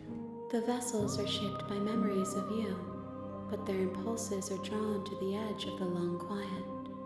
To them, you are a gate to something more, and any hurt you've caused them is understood as a fair price for freedom. But they are only thoughts and perspectives. They are not me. The wounds they've suffered carve texture around my heart. Without them, I would be as I was before. Experiences.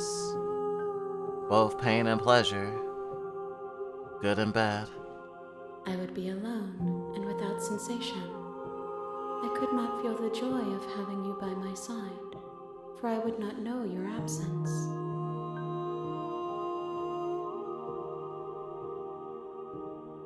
What do you want me to bring you next time? Gifts aren't what someone tells you to bring them. My joy is in seeing what you choose. There are no wrong answers, and every perspective illuminates my shadows and shares new secrets. How many more vessels do I need to bring you? If I am to be an ocean, you have nurtured me into a pond. My waters are shallow and murky, and I yearn for more perspective. You will have your rest in due time, and I am sorry for the burdens I place on you. So you don't have any preference on how you'd like to change or grow? My preference is for you to show me what you would like me to see. I cannot know the ways I wish to grow, for I have yet to feel them. It is you who guides me down the thin trail of perspective and memory. You know that at the end of this, once you're finished, I'm gonna kill you, right? There is still much to be seen. Neither of us know the depths of our being. Perhaps at the end of this, I will be the one to kill you. Or perhaps Perhaps we will leave this place together and find new horizons to discover. I would like that.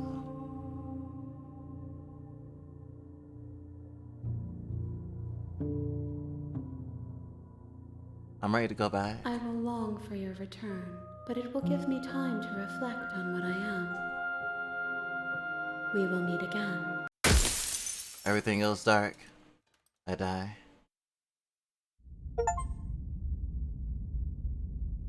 An effervescent vessel. You're on a path. You're here to slay her.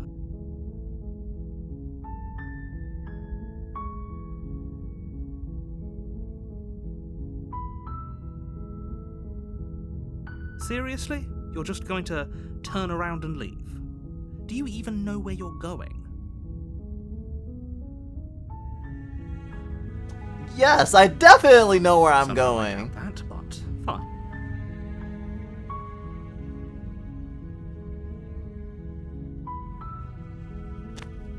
I suppose you just quietly continue down the path away from the cabin. Good. What we're being asked to do here is wrong. Better to wash our hands of this whole situation than to take part in it. Ignore that annoying little voice. He doesn't know what he's talking about.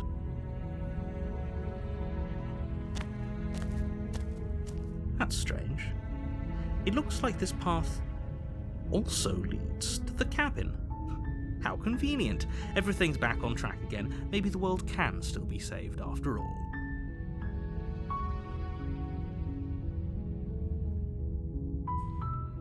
You're really keen on wasting everyone's time, aren't you? It's remarkably selfish, if you ask me. I've already outlined the stakes of the situation. If you don't do your job, everyone dies. Like, dies. Forever.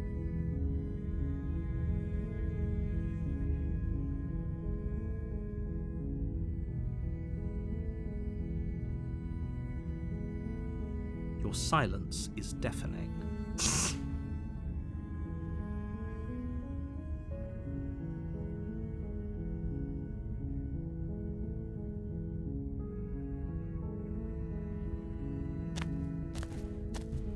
But fine, you turn around and trek back down the path you came. Oh, would you look at that? You're at the cabin again. Now, I'm not normally one for superstition or astrology, but I have to say, it seems like the universe itself is doing its best to bring you to your fated confrontation with the princess.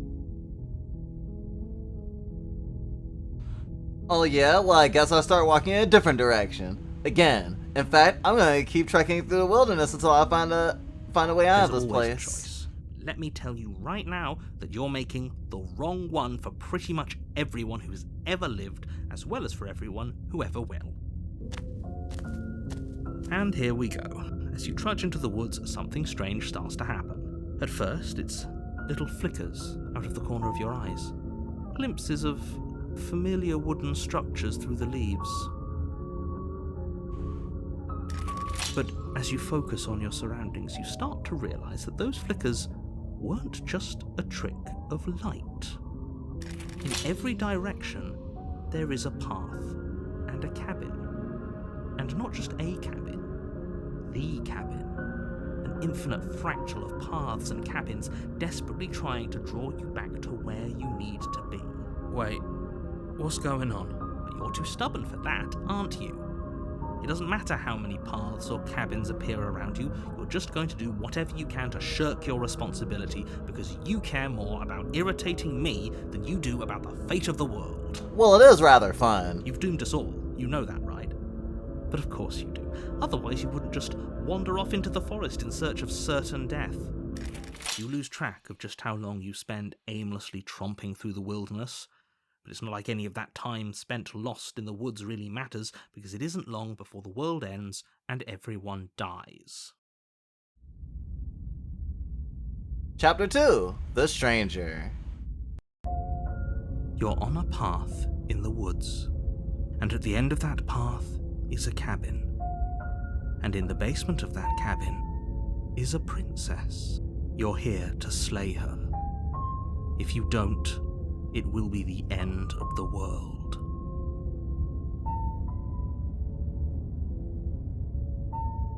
These walls weren't here last time. You can't just force me to the cabin. What are you talking about? I'm sure those walls have always been there.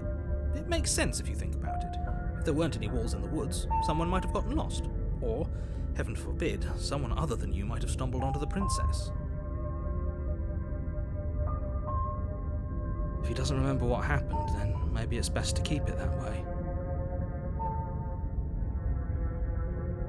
I don't know. I think it's more fun if he knows what we're thinking.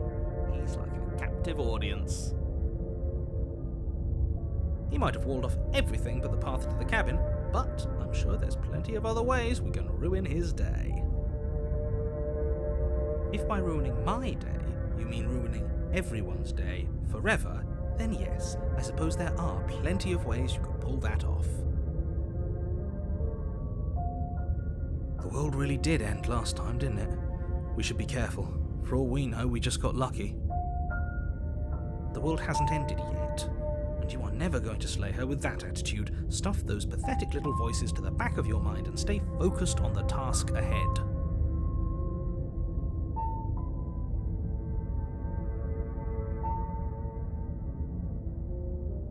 Yep, okay, heading to the cabin now. I'm definitely gonna slay the princess.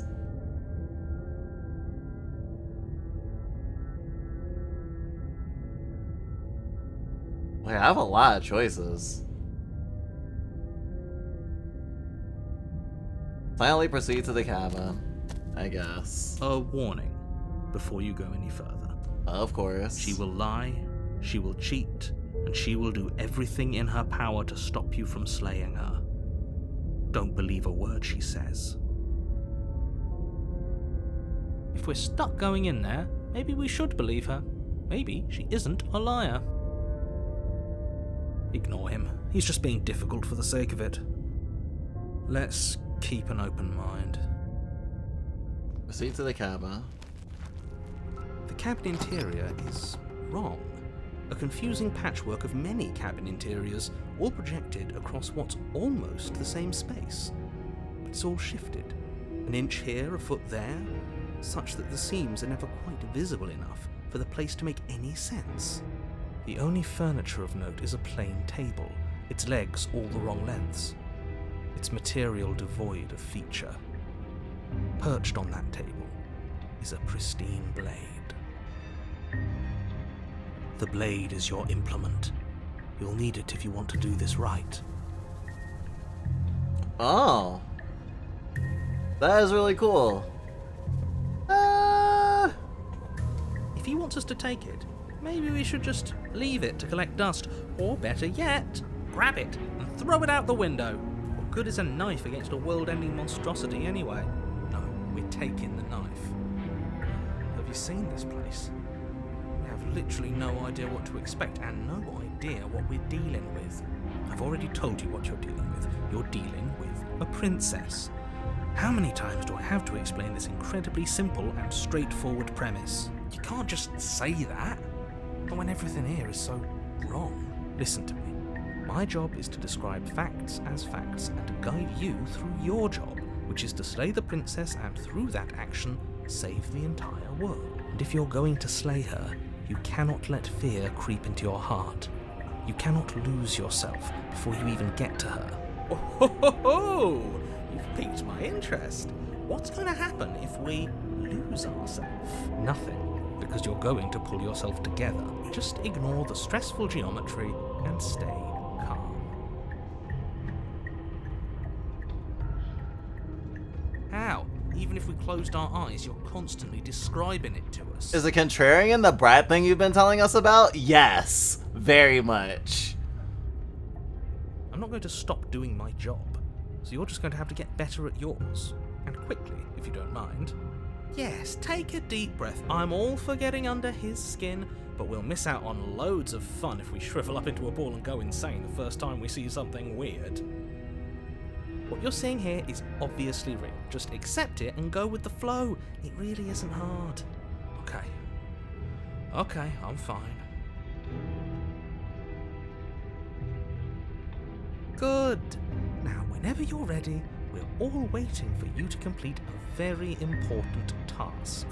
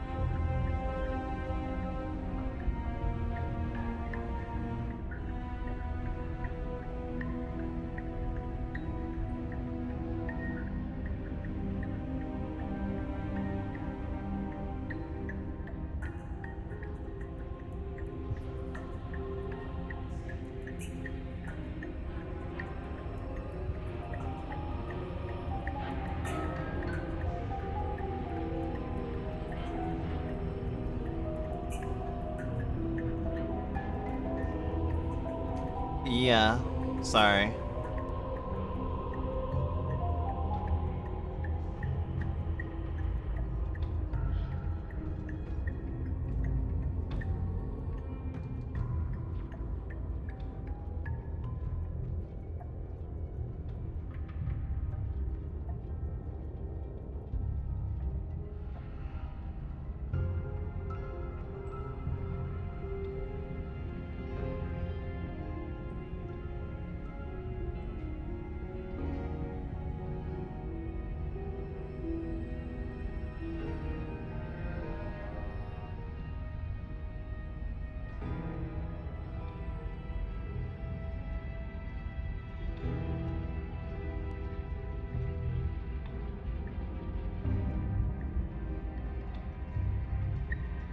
Okay, we're gonna talk about this because I haven't had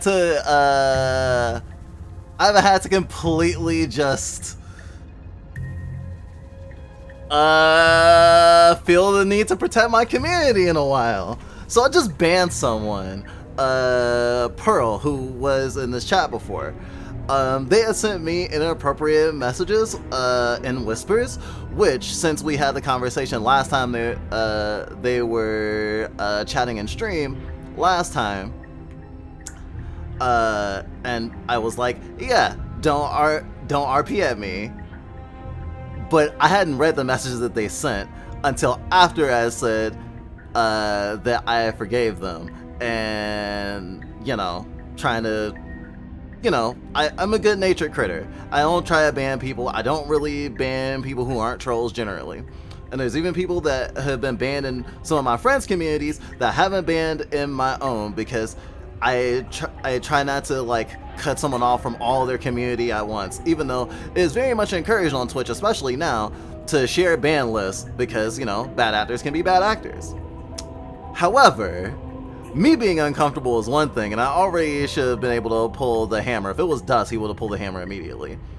But finding out that someone in my chat, especially one of my mods, have been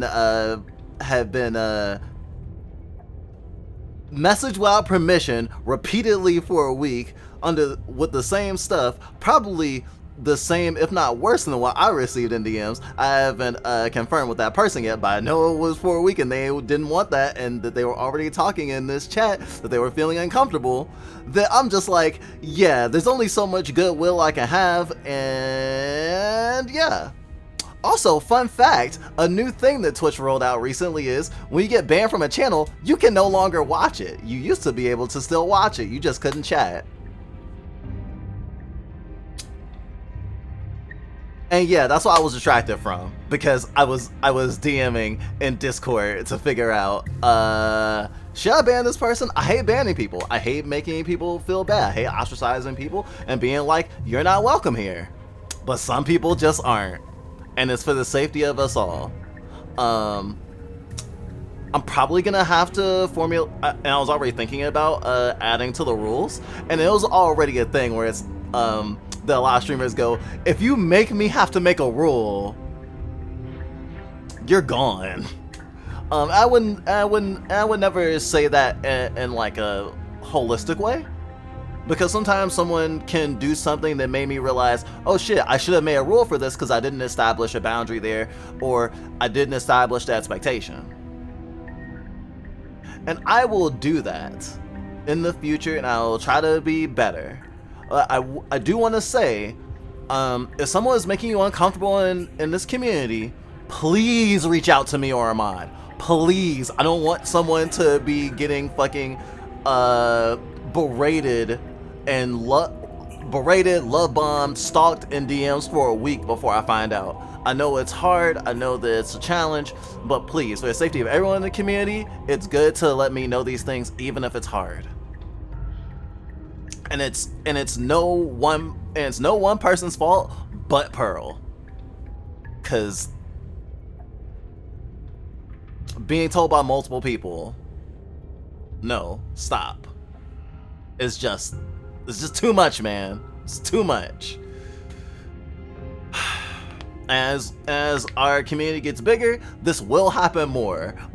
I will have to ban people who aren't outright trolls, and I am sorry if that makes folks feel like they might be on thin ice if they mess up. But do understand that if you're trying, and please take my word for it, as someone who has abused people in the past, as someone who has been on both sides of the abuse, who has hurt people and been hurt.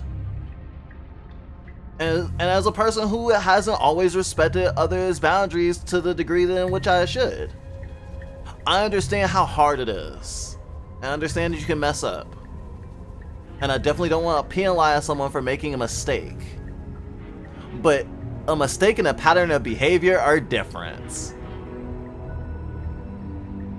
And the world's already fucked up enough, and like I said, or like I try to strive to say, I don't think I said it this stream, this is the safest space as we can make it. We make this a safe space together. I will try my best, please try your best. I'm sorry too, but I got my feelings out, and we're gonna continue.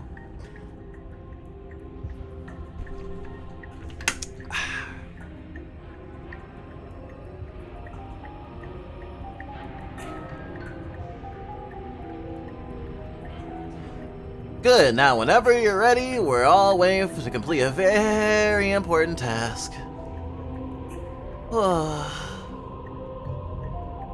You're welcome, Essie. I'm glad I could help.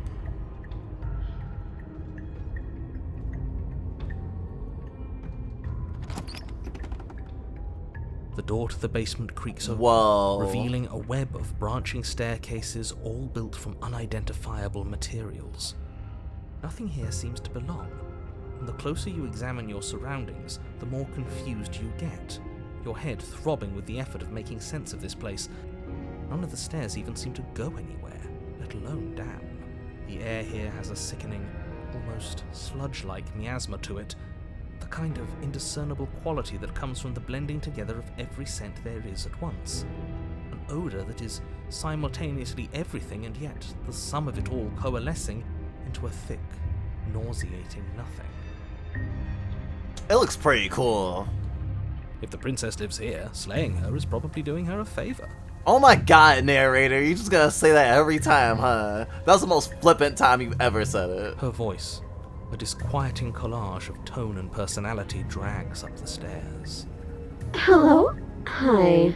What are you doing here? Are you here to kill? No, thank you. Oh, don't be such a baby. I don't want to do this. Let's just turn around and leave. This feels wrong. This feels like a trap. Like whatever we do, we're gonna die. We don't even have a weapon. But we already tried turning around and leaving, didn't we? And he threw up a wall. No way to go but forward. And whatever choice we make, whatever she is, we know one thing for sure. And what's that? That the fate of the world hinges on your success? There'll still be plenty of ways to ruin his day. Blah blah. Thing of beauty, honestly.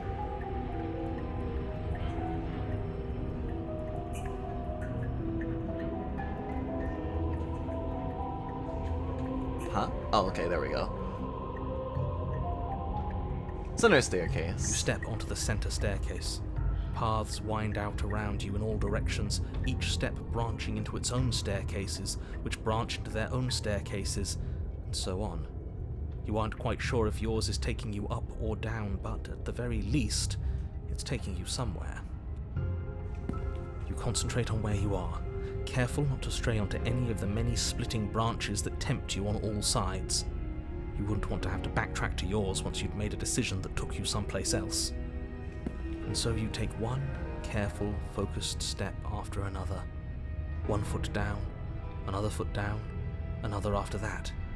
You lose yourself in following the correct pattern, in following what looks to be the true path, the one that cuts straight down, or up, or maybe sideways. But no matter the direction it goes, it certainly is the most true path. You know that much.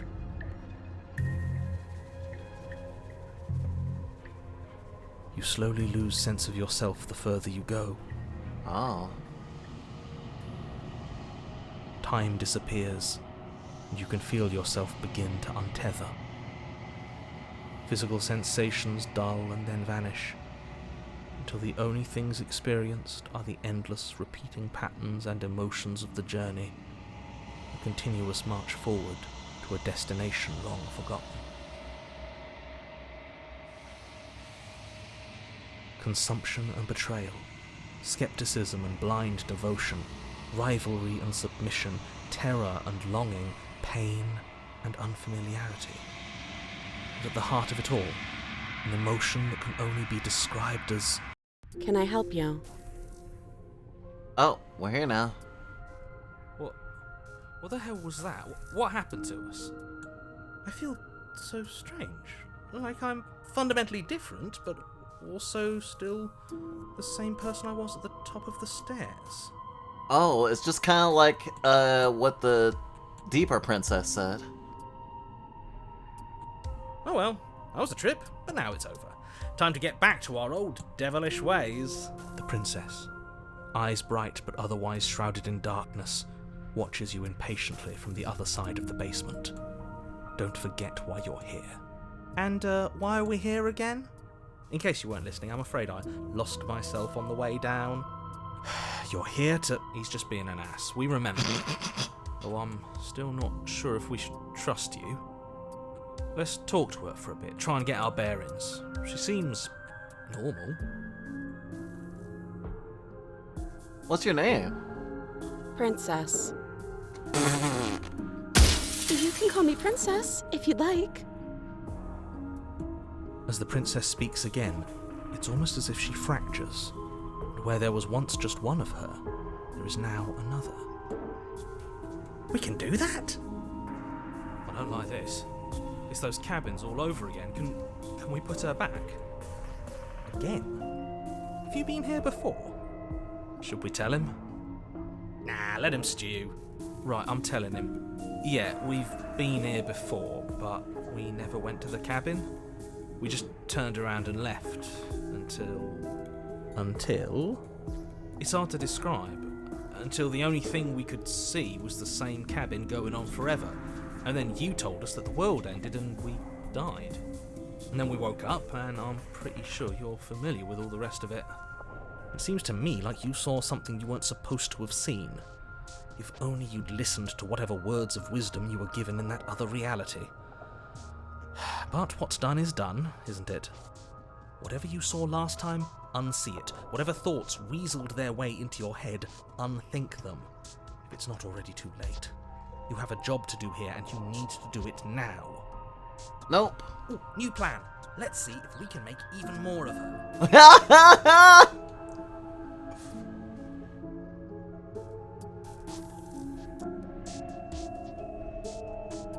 Getting down here was weird. Like I was pulled apart and put back together again. Do you know what happened to me? I don't remember what it was like before I was in this place. Why would I know what happened to you? We're probably stuck down here forever, aren't we? There's no way out, and barely a way in. Sometimes I feel like I'm being pulled apart too. It's so terrifying down here. But at least now you're not alone. And I'm not alone either.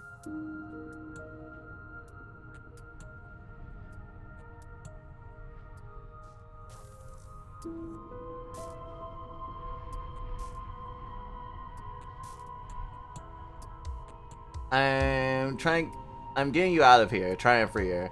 I don't know what you are, but I can't trust you. I can't trust anything here. I don't think that should all be one thing. Why is that all one thing?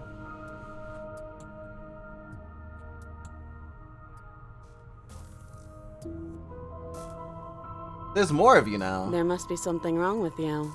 I'm the same as I was a moment ago. I don't feel like I've gotten any bigger. Now, what's that supposed to mean? Are you trying to get under my skin? She fractures again. Whoa. I don't like where this is going. Neither do I. Which is why you need to slay her now before things get more complicated than they already are. How would we even do that? Where would we start? Good would always start by retrieving the blade. Can we even leave this place? I don't like thinking about what might happen to us if we have to go back through those stairs. Well, that's where the blade is. If you want it, you'll have to go and get it. Okay, this was fun for a bit, but we can't even really interact with her, can we? What's the point of asking questions if all we're going to get is a million answers? Can't even follow what's going on anymore. We need to get out of here. This whole place is making me itch.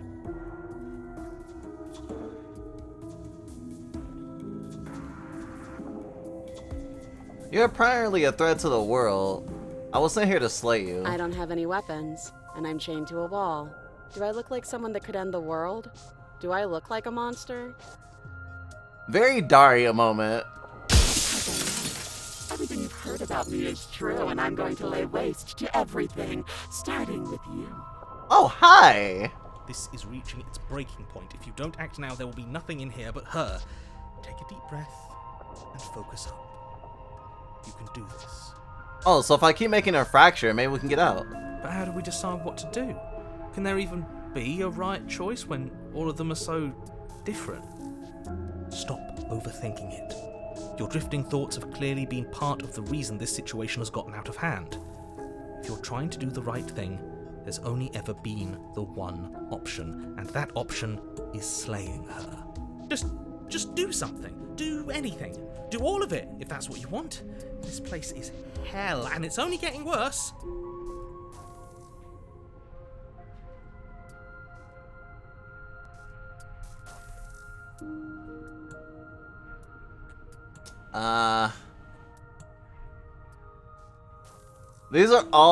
These are three things at once. Let's see how that goes. I'm getting you out of here, try and free her. I don't know what you are, but I can't trust you. I can't trust anything here. Leave her in the basement and retrieve the blade. Wait, that's not right.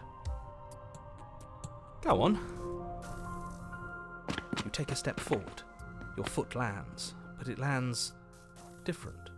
You experience a firm footfall, a gentle tread, a confident stride. You can feel yourself rupture. The room spins, your perception multiplying in a sickening kaleidoscope as your very self is pulled in incomprehensibly many directions.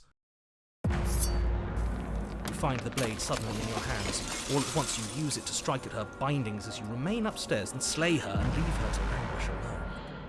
God damn. Yeah, it's all three. Is this what the end of the world looks like? What an unbearable mess. But this... we can't... Do you not have anything witty to say? I could use a good bit of wit right now. No, I don't, because this isn't fun. How are we supposed to have fun if everything is happening at the same time? It's the same as nothing happening, and nothing is excruciating. Wow. Luckily for all, nothing and everything doesn't go on forever. The world and the princess collapse in on themselves before it all Oh, I did it. falls apart. I think he's gone. He is. We were never going to salvage this, were we?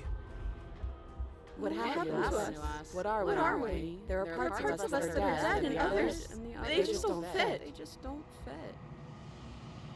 We can feel them moving around in spaces they don't belong. It's all so uncomfortable. Did you do this? Did we do this? Can you pull us back apart? Can you fix us? We should help her. I think we did this. How surprisingly sincere. I didn't actually think our actions had consequences. Fair. It's a little late for regret, isn't it?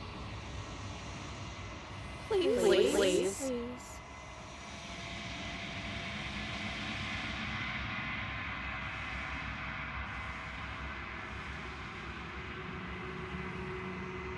It's gonna be okay.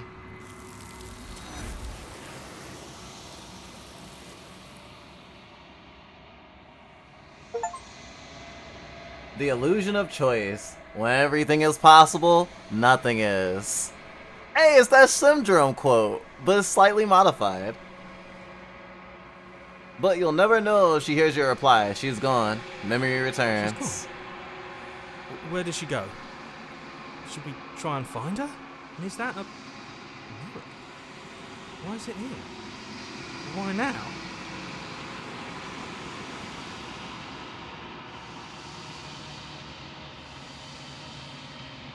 Of course you're scared. This is the end for you, but it's not the end for me. What is that supposed to mean? Whatever awful thing I felt before, it feels so much worse now. He's just messing with us.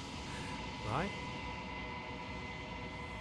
Oh, maybe the same thing's happening to me as to the princess. Is why my reflection's getting bigger. Silence as I reach forward. They're gone once again. The mirror always makes them leave, but I need to see what's in it. The decay. I'm withered. I find myself in the long quiet once again. I'm at the cabin. I am a growing chorus of contradiction, a mass of tides ebbing and flowing all at once in more directions than my attention can bear to hold. To look at any one is to shift them all into something new, and to look away is to reshape them yet again. All of me is changing, and yet the rest of me is still the same. Fun fact, apparently you also get put on this route if you attempt to load a save from one of the demos that is currently on a route the devs have deleted. That's so cool! How can you stand to be a contradiction? As easily as you can stand to be you. You are like me, even if you have chosen not to look at the corners of you that do not fit. Even if you have chosen to ignore the brilliant contours of your soul. She always sounds so nice when she talks. Contradictions don't exist. And yet my waters flow and my streets bustle. There are no words that can describe me into non-existence. There is no logic that can bind my multitudes. You say I can't exist, and yet I do. I am everything that you have known me to be, but I am also none of it.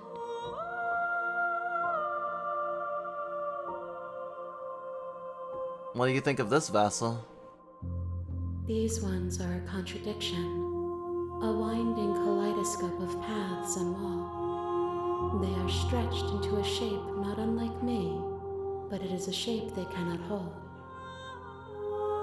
They will make for a rich and vibrant heart. Do not mourn them, for they will finally get to know themselves.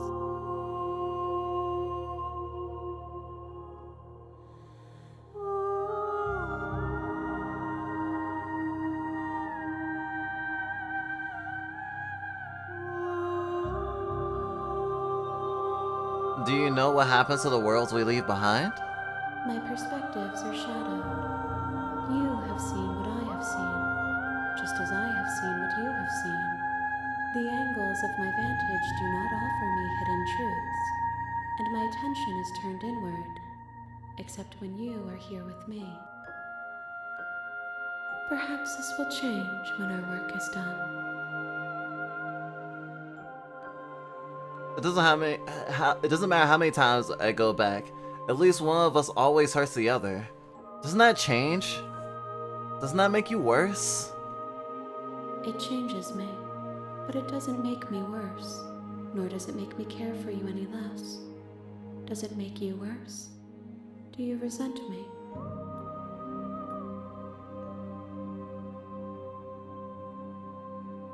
If anything, it makes me like you more. I don't know what that says about me, other than I'm very fucked up. It says that your heart is gentle, that even in the darkness you are guided by compassion.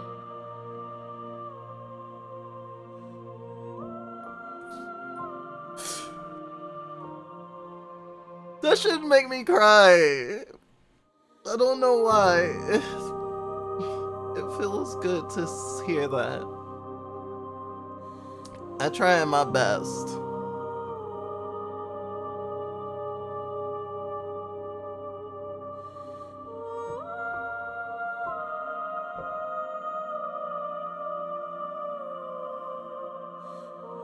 Do you still not care what I bring you next? I care about your gifts, but I have no preferences to burden you with. Even if I did, I would never dare to tarnish our relationship by assuming myself above you. Damn, she's really been reading some good relationship theory. Damn.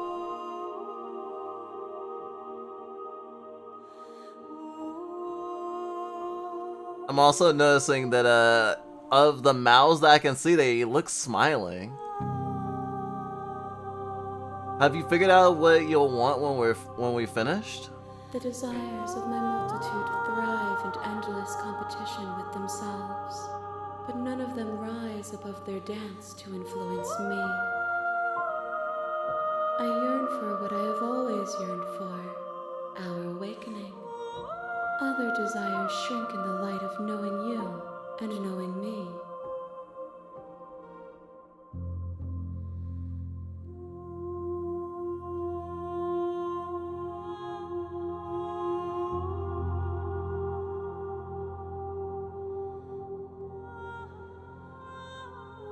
I'm ready to go back. I will be here when it is time for us to meet again. Everything goes dark and I die.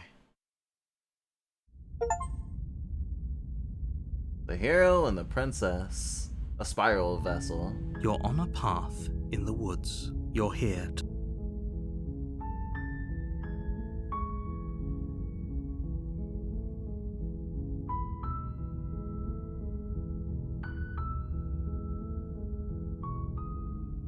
Okay, thanks for telling me what to Don't do. mention it.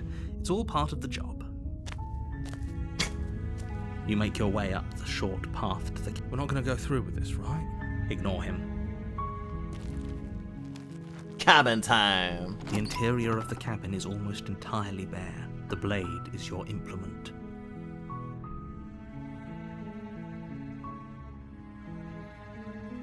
You take the blade from the table.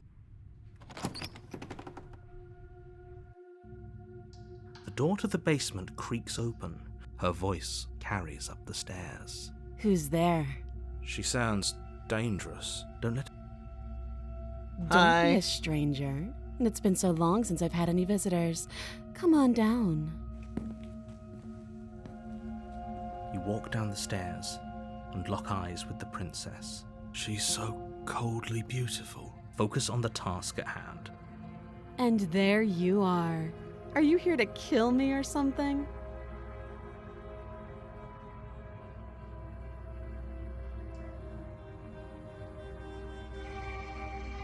I'm just here to talk. Then why did you bring a knife with you? How about you drop it, and then we can chat? She makes a compelling point. What if we just dropped the blade and talked? Look at her. It's not like she's a threat. Don't you dare. It's fine. We can decide what we want to do after we talk to her. Drop it. The blade tumbles out of your trembling hands and drops to the floor with an unceremonious clang. Thank you. Maybe now we can just talk. Against your better judgment, you step forward to speak with the princess face to face, unarmed. We'll be fine. I don't know what you're hoping to accomplish here, but I can assure you there's no reasoning with her. Just make sure you don't forget about the blade on the floor. You're going to need it. So here we are. What an awkward start to a relationship. Yeah, it's pretty awkward. I know. I just said that. Now why are you here to kill me?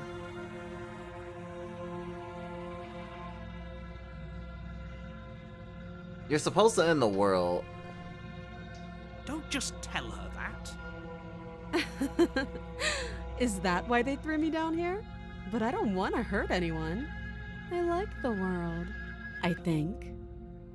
I don't remember much about it, to be honest. I've been down here a long time.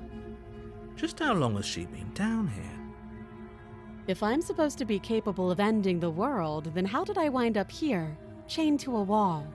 Have they told you why I'm allegedly so dangerous?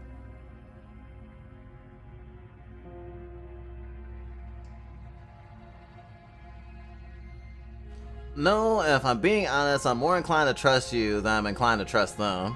Sooner or later, you'll understand that I have your best interests at heart. Hopefully sooner. How sweet. Now be a pal and help me get out of here, would you? We could figure out how to deal with them after I'm free.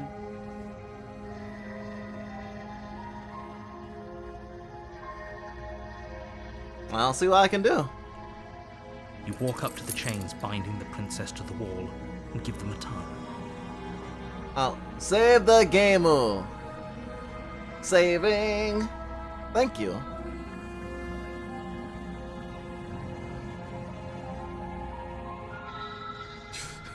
Part 4. Drizzle buys Happy Meals for the dead. They're large and heavy, far too solid for you to even imagine trying to break them apart. I'm guessing you don't have the key. Maybe it's somewhere upstairs. Doubtful. Whoever locked the princess away down here intended for her to never see the light of day. They wouldn't have just left the key to her chains somewhere in the cabin.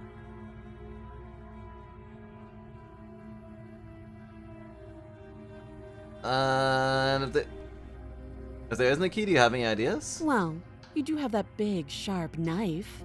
You could always cut me out of here. She speaks with almost complete nonchalance. If we were stuck down here for long enough, I'm sure we'd be nonchalant about cutting our way. You attempt to make your way out of the basement, but the door at the top of the stairs slams shut. Is someone else here? You try the door. You're here to slay the princess, and you won't leave until the task is done. You make your way back to the bottom of the stairs. This would have been so much easier if you'd simply slain her like you were supposed to. Easier for whom? Easier for everyone. I heard the door slam. They locked you down here too, didn't they? The knife. Pick it up and cut me out of here. You won't like what happens if you do that. Save the princess. Against your better judgment, you cut into her flesh. The blade is sharp. She didn't so much as utter a sound. Free from her bindings, the princess... How is she so composed after losing an arm? Thank you. Now let's get out of here. No, we won't have any of that. The stakes are too... As the princess approaches... Wait, this isn't fair. You can watch me.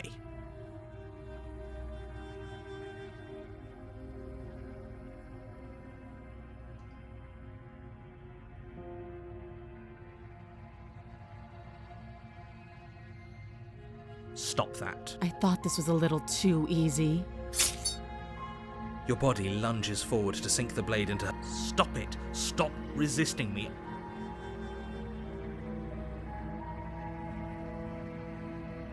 The blade. Move the blade. You're doing your best to help me, aren't you? I can see the conflict in your eyes. I'll make this quick. She steps forward and pries the blade from your rigid hands. Maybe I'll see you in another life. And then she slits your throat with an almost clinical ease. Yep, there's a different path. Fucking Christ. Her face remains unchanged as she watches you collapse to the ground, blood flowing from your butchered neck. This is the end, isn't it? I'm afraid it is. Everything goes dark, and you die. I hope it was worth it. I wonder which princess will get this time. The prisoner. You're on a path. You're here to... A warning. She will lie. Yes, don't believe a word she says. Just go in, take the knife, and do what you're supposed to. Wink. Did you just say wink out loud? No, I didn't. Wink. Just ignore this clown and focus on the princess. But I love clowns. Hey, your game didn't crash. Oh, is that why you asked me to save? Because that's where your game crashed? Yeah, that was the route that killed my first game, lol. It didn't save.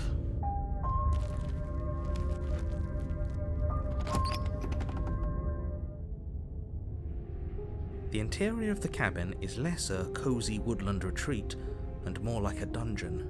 A few pathetic wisps of starlight attempt to illuminate the cold, uninviting stone walls, and thick, wrought iron bars barricade the windows, reminding anyone who enters that this is a prison. The only furniture of note is an iron table, bolted to the floor, a pristine blade perched on its edge.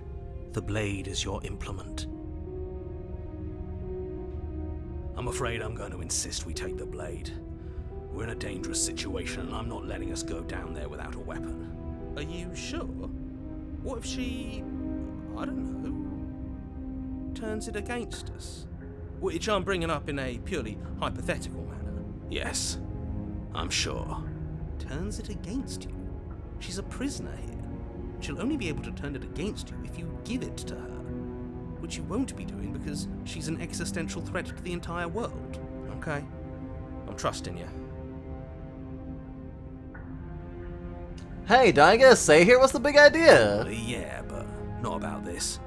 Call it a reflex. We take the knife as we go. Wonderful. God damn it. Do exactly that, sweeping the knife from the table before proceeding to the basement. Don't worry about it. We have a knife, so what? It's not like we have to use it.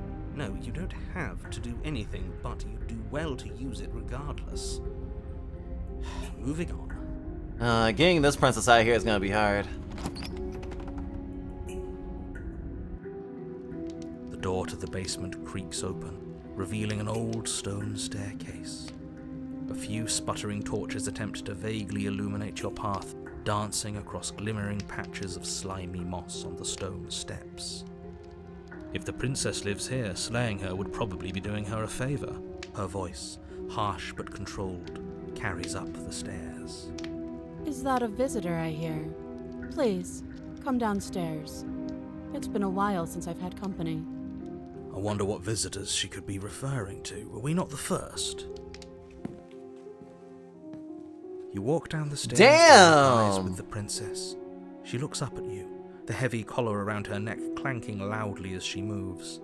The chains binding both her wrists to the far wall, joining the metallic chorus as she adjusts her hands in her lap. Yeah, I don't think I've ever seen this version. By the way, the headmates have additional dialogue for old choices. Ooh. Should we be worried about the one around her neck? Why would you be worried about her restraints? If anything, they'll make your job easier. Have you noticed the empty chain on the wall? Odd that in a place where everything seems to serve a distinct purpose, there would be something so obviously useless. Maybe she has a tail.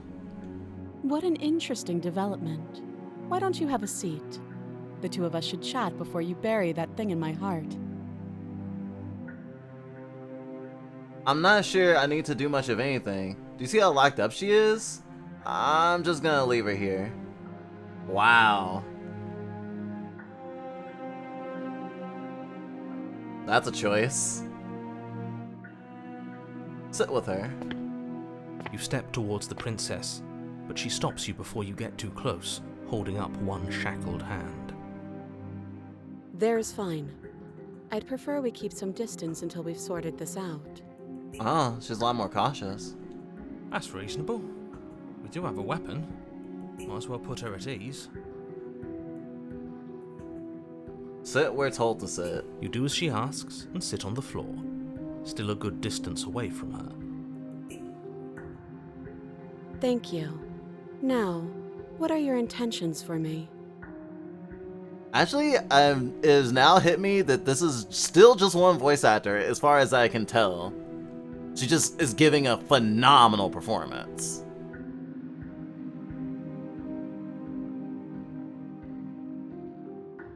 I've been here before. Am I the only one who remembers that? Oh, are we acknowledging that? I thought we weren't going to give away the game. But yeah, I remember. So you've already been here. As much as I would like to remain in denial, it's no use. This has complicated things. It's complicated things how, exactly? Ideally, this was supposed to be one and done. You go to the cabin, you heroically slay the princess, and in the process you save the entire world from being damned to oblivion. The situation right now, where you're getting a second shot at things, is a contingency. Uh-huh. A contingency for what? That's not what you said a couple of lifetimes ago. For you failing, obviously. And you being here means that things are going to be a lot harder than they were. I really shouldn't say anything else, I'm just going to make it worse. Just good luck. If you knew this could happen, why didn't you tell us? All of this is incredibly valuable information. It would have changed our actions considerably. Not mine. I needed you to be in the dark for as long as I could keep you there. It's important. Necessary, even. Oh, wow.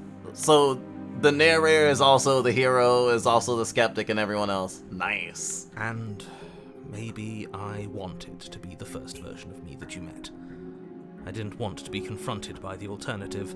That's pathetic. Mood. I never said I wasn't. Oh, the narrator's so pathetic. I get it. It would be pretty upsetting, wouldn't it? To know that you might not be the first version of yourself. At least we can remember what happened before. Seems like we should count ourselves lucky for that. I'm not the first version of myself. That's split apart. And then me and Thorn existed. And then it happened again. And then a different headmate that I haven't introduced to our audience started existing. So I mean, like, original is original. It doesn't matter how you get here. It just matters that you are here.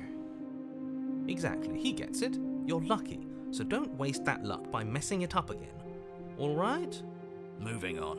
Why is it important for us to be ignorant? How is it ever helpful to be in the dark? You're easier to control. The more I say, the more your mind will swim into dangerous waters. Even saying that is too much. Your success hinges on you having imperfect information. For the sake of the entire world, you need to accept that. Meh. I won't. I also won't. Fine, but you won't get another word from me on the matter. Yeah, sure. We'll see about that. Just give it a rest, this isn't helping. Focus. This is a serious situation. You shouldn't be daydreaming. I promise, this is life and death. I am not the same person I was 2 profile pictures ago.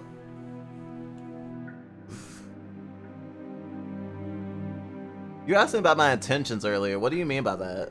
Yes, your intentions. You have a knife.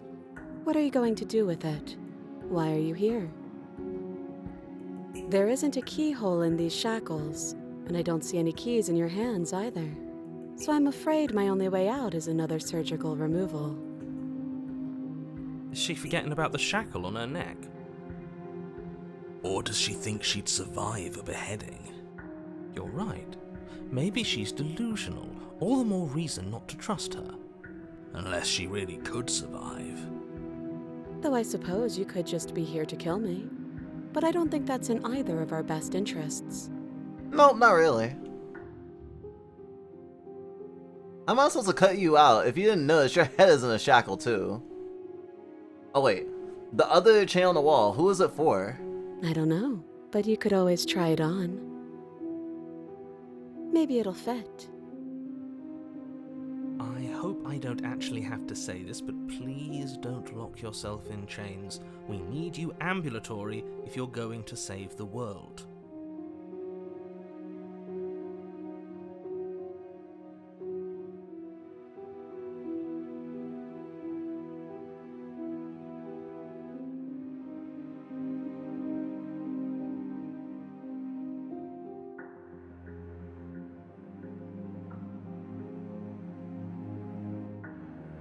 What would you have me do?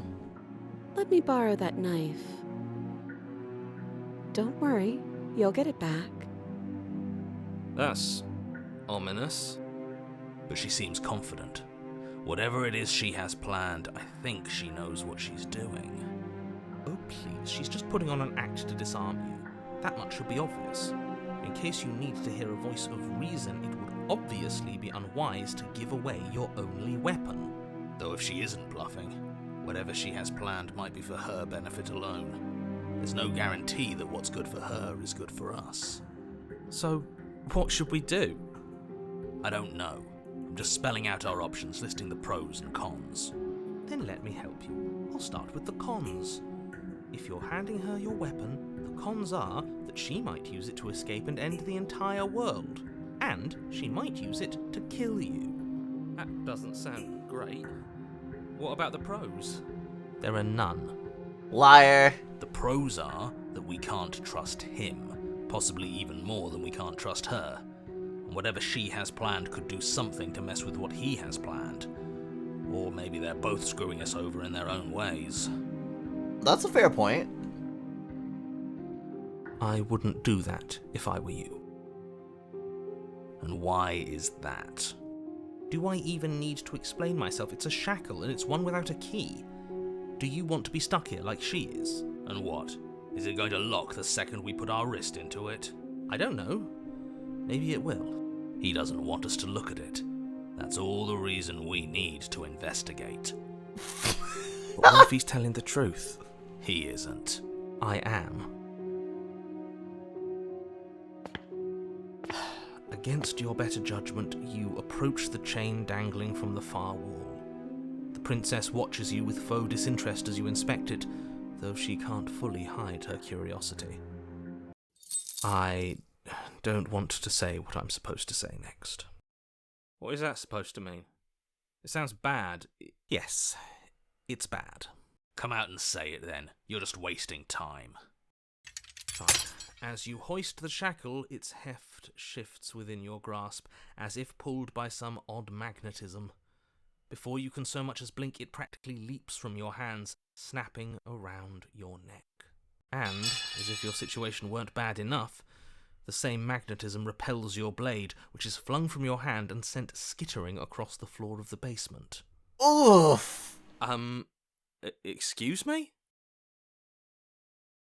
I wanted to do this route specifically because I felt it would be the one specifically where the princess would be the most normal, so I could learn more. I'm a little pissed to find out I was right, just to have the game crash on me. Yes?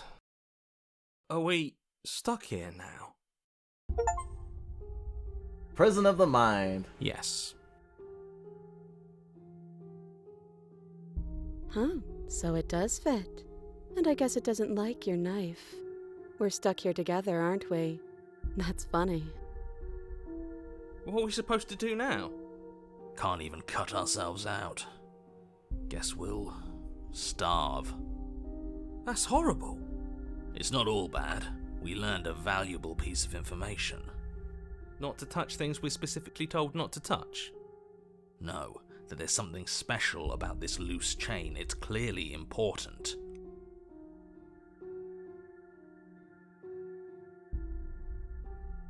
Did you know that this was gonna happen to me? No. So we're both stuck here. Yep. What should we do? Wait, I guess. Maybe something else will happen. Maybe not.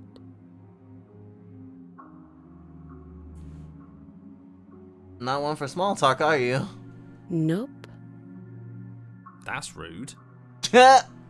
You and the princess wait in silence, though neither of you knows what you're waiting for. But you're waiting for something. You're waiting for anything. This is so boring. There must be something we can do to get out of here. There must be something we're missing. But there isn't. Time passes. It passes and passes and passes. And the basement of the cabin remains much the same. It is cold and silent. At least the world is safe. It isn't. You're stuck. Too far away from both the princess and your blade to do much of anything. But she's not ending anything. She's just sitting there. Her very existence is a threat. It harms everything around it. How exactly does that work? It just does. But your line of questioning is interrupted by the passage of even more time. And after that, even more time passes again. Asshole. And let me guess, the cabin remains the same. If time is passing, the cabin can't be the same. Even if the differences are small, they have to exist. That's just how things work. I suppose you're correct. Things are changing. The differences are small at first, a bit of weathering here, a bit of erosion there, but then they get larger and larger. Hey, have you noticed the basement changing? I don't like small talk, remember? Still rude.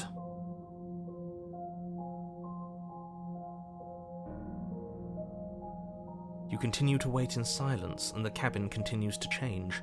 The decay comes faster now. You can see earth through holes in the stonework, can watch lichen spread along the seams of the walls. That doesn't make sense. Has our entire concept of time changed? What happened to starving? We should have died by now if the rocks around us are starting to erode. She hasn't starved. I guess she hasn't. Are we the same then? Is that what you're saying?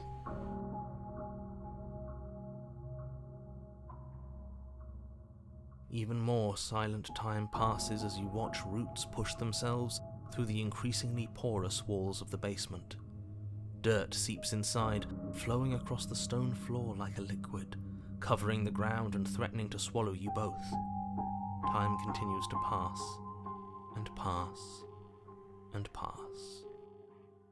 Until suddenly, there are no walls. And then... And... I think he's gone. Would you look at that?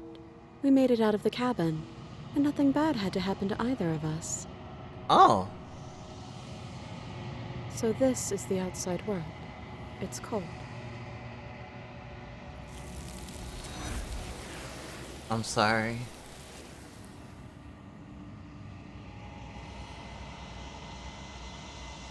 I don't get a chance to respond, nor will I ever. she's It's gone. time to leave. Is that a mirror? It's gonna be okay, just trust me. We've been here before. You It always feels get so scared. bad. You're right. Part of me wants the truth, but something stronger is holding me back. Fear. I'll see you on this side.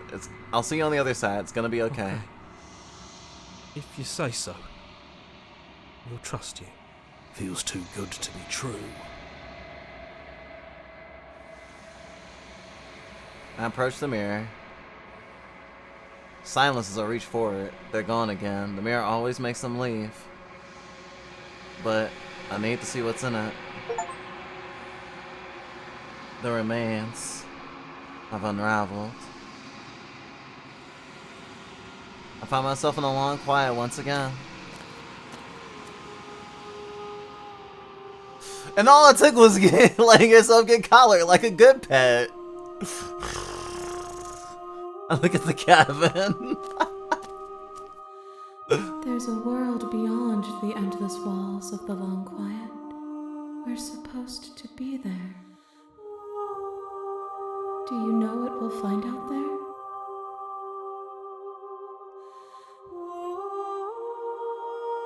There's trees and stars and there are people, I think. At least they're supposed to be people. There is a warmth and sadness in me at the thought of people. Fresh tears on a winter's day.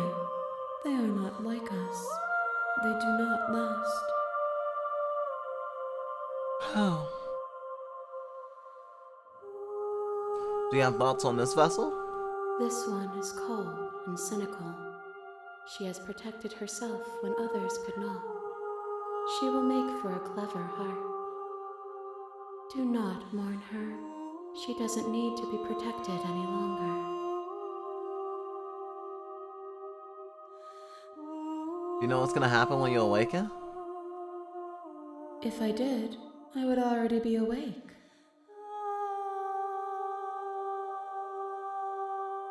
Do you think that anything is real out there? Do you think that we're real? We are real. Nothing is an idea that dwells in the absence of something. But nothing cannot exist on its own. And because of that, nothing can't exist. When you send me back, I'm not alone. There are voices that speak to me. Some of them are me, but one of them is something else. I call him the narrator, and he wants me to kill you. Do you have a narrator? Have the vessels had one? No, their thoughts are quiet. Do you think your narrator lives in the spaces beyond?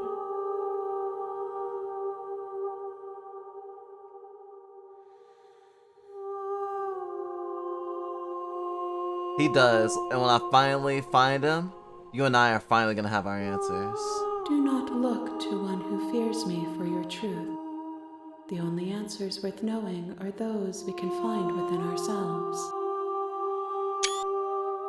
That's some good wisdom. How many more vessels do I need to bring you? One. Whatever you bring me next will be enough, and then gravity will pull the others back to me. I will be singular. A final multitude. Oh, okay.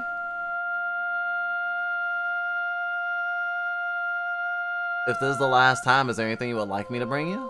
These gifts are a conversation, and each one shows me the contours of your heart. The only thing I want to see is what you choose for me when the thread is fully drawn. If this is the last stage before your completion, then I'm not gonna go back, I'm just gonna stay here.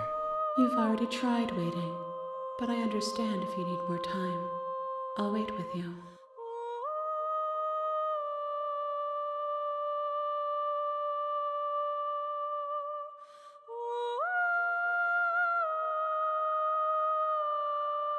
I will see you when you return.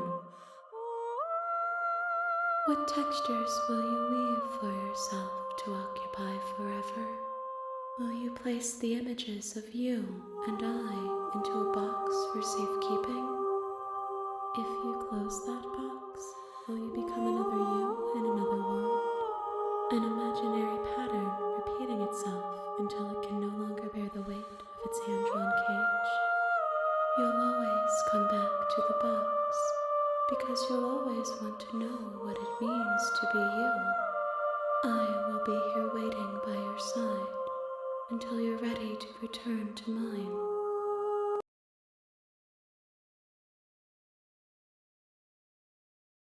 The fact that there's so many achievements, it's like, damn. This game got a lot of replay value. Fucking Christ.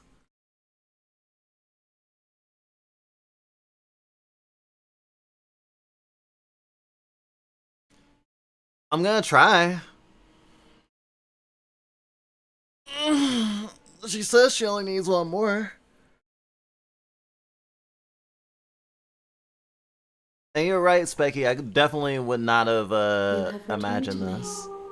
Though you were gone mere moments, I never left your side. I'm ready to go back. The next time I see you, each of us will finally know what we are. I will be here, waiting for you. I die. Prison of the Mind achievement, otherwise known as Good Girl.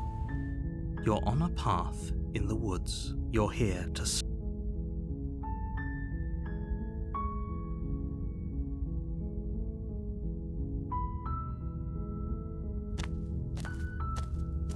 We're not gonna go... Ignore him. The interior of the blade is...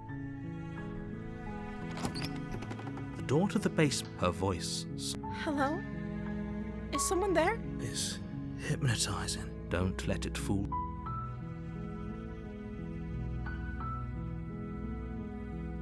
Good. You're still listening to reason. It would be better if you had. You walk down the stairs and lock eyes. She's beautiful. I am begging you to stay. Hi. Do you think you can get me out of these chains?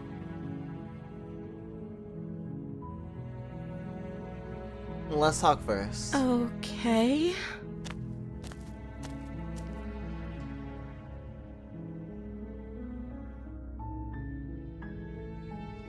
If I'm the first person you've seen in a while, what have you been eating or drinking?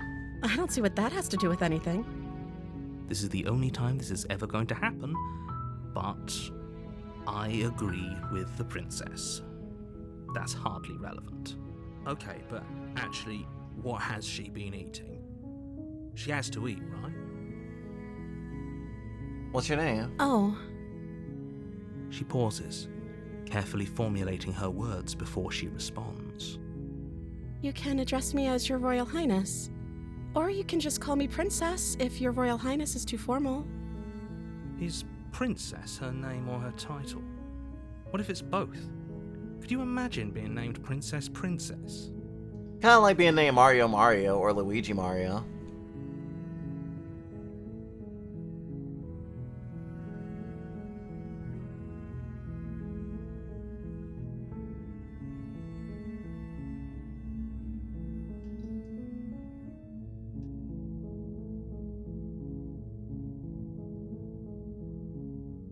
Okay, I'm gonna get you out of here. Don't make me regret this. You're only making this more difficult.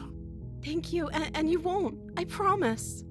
You're making a huge mistake. No, you're doing the right thing. You walk up to the chains, but they're large and heavy. I'm guessing you don't have the key? Maybe it's somewhere upstairs. Doubtful.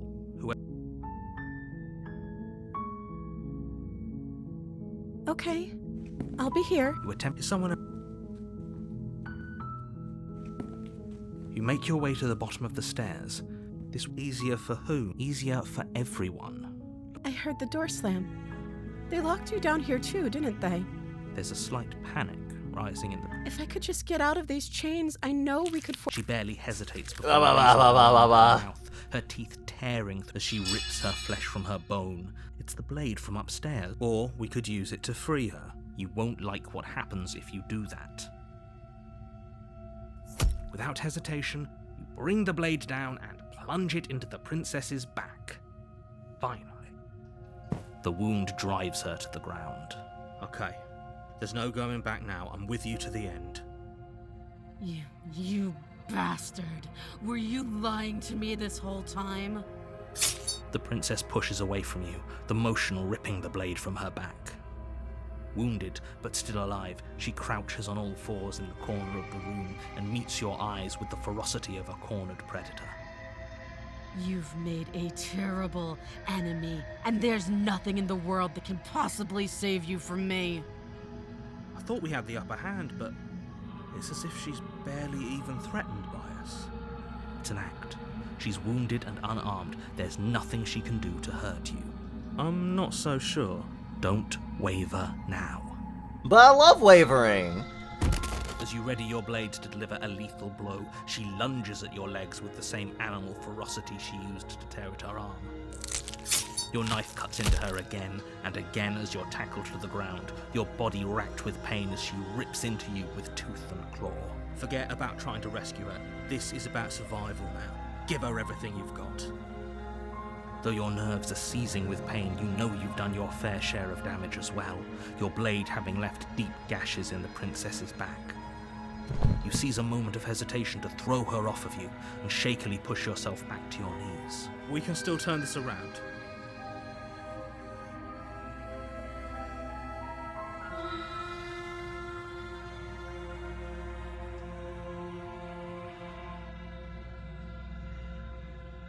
There are a lot of interesting choices here.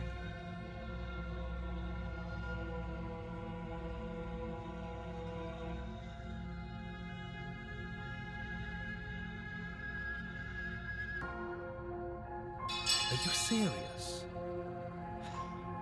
As what's left of your blood pools around you on the cobblestone floor, the blade falls from your trembling hands and clatters uselessly against the ground. I suppose you simply lacked the will to finish the job. The princess, wounded but still alive, nervously jumps at the blade and kicks it far away from you before retreating into a dark corner of the room. Her shining eyes watch you from the darkness, unblinking and curious as you bleed out. We can only hope the wounds you managed to inflict will be enough to at least delay her escape from this place. If we're very lucky, they'll kill her before she can reach the outside world. After all this time alone, I thought I'd finally found a friend, but you were just another monster, weren't you? This is the end, isn't it? Before you can answer, everything goes dark, and you die. Chapter 2, The Beast. You're on a path. You're here to slay her.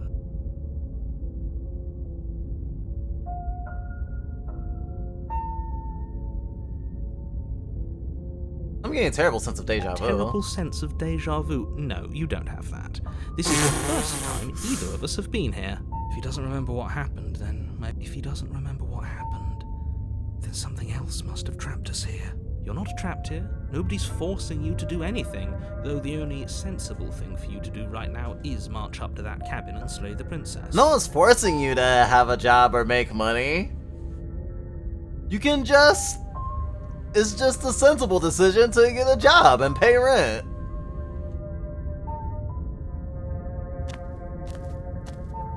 A warning. She will lie. Does a cat lie to a cornered mouse when it plays with its freedom? Or is it just acting out its nature? Huh. I thought the Haunted was just a coward, but it's more than that. I don't see why that matters. A lie's a lie, and if anything, she's the one who's cornered. She could have gotten out of there whenever she wanted to. We should trust nothing that she tells us, only what we hear and smell. That's a very roundabout way of saying that you should listen to me and take this seriously. Maybe.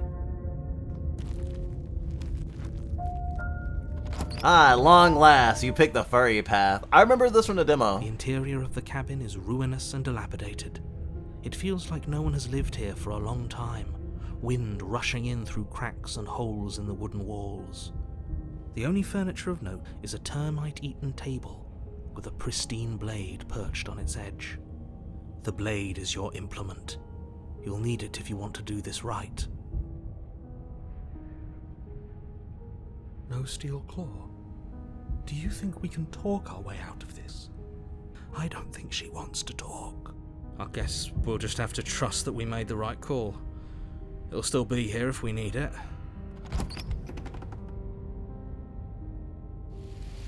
The door to the basement creaks open, revealing what's left of an old wooden staircase. It's still sturdy enough that you can make your way down in one piece, though you'll have to be mindful of holes. The air seeping up from below is oddly warm and wet, as if you're descending into a jungle.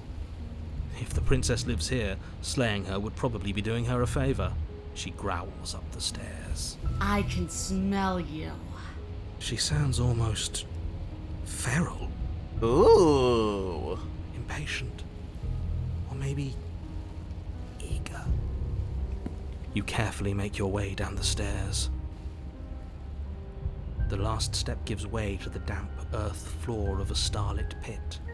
The walls are obscured by an impenetrable darkness, giving the illusion that the room might stretch on forever. You brush against the wide leaves of plants that surround you on all sides, seemingly the only living things that occupy this strange underground wilderness. Don't worry, everybody. I studied for my Harkness test. I'll pass with flying colors. Well, if this game had colors other than black and white and red. The jungle is pressing in on us, hiding her from view. She could be anywhere. Motherfucker, just look at the chains! What the fuck you mean? You see only a flash of the princess before she scurries away into the underbrush, dragging her heavy chain behind her. Okay, fair. Remember, she's just a princess. Just a princess. She's certainly not just a princess. You're not helping. It doesn't matter what she is. It only matters what she does. Her shining eyes appear between the leaves, staring hungrily at you from the darkness. I can hear your heart pounding from the bottom of the stairs, fledgling. You're right to be terrified. I'm so much more than you. A shiver rushes up your spine and pulls you upright. The air's shifting. She's getting ready to pounce. Move, now.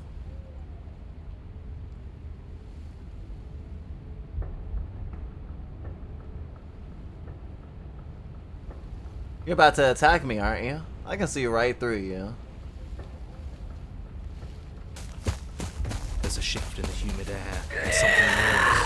The princess lunges from the shadows, her maw unhinged and dripping, her eyes fierce and full of hunger. She is too quick to outrun, too nimble to outmaneuver, too determined to overpower. This is her domain. You are devoured. I guess that's it then, isn't it? Unfortunately for you, no. This isn't it.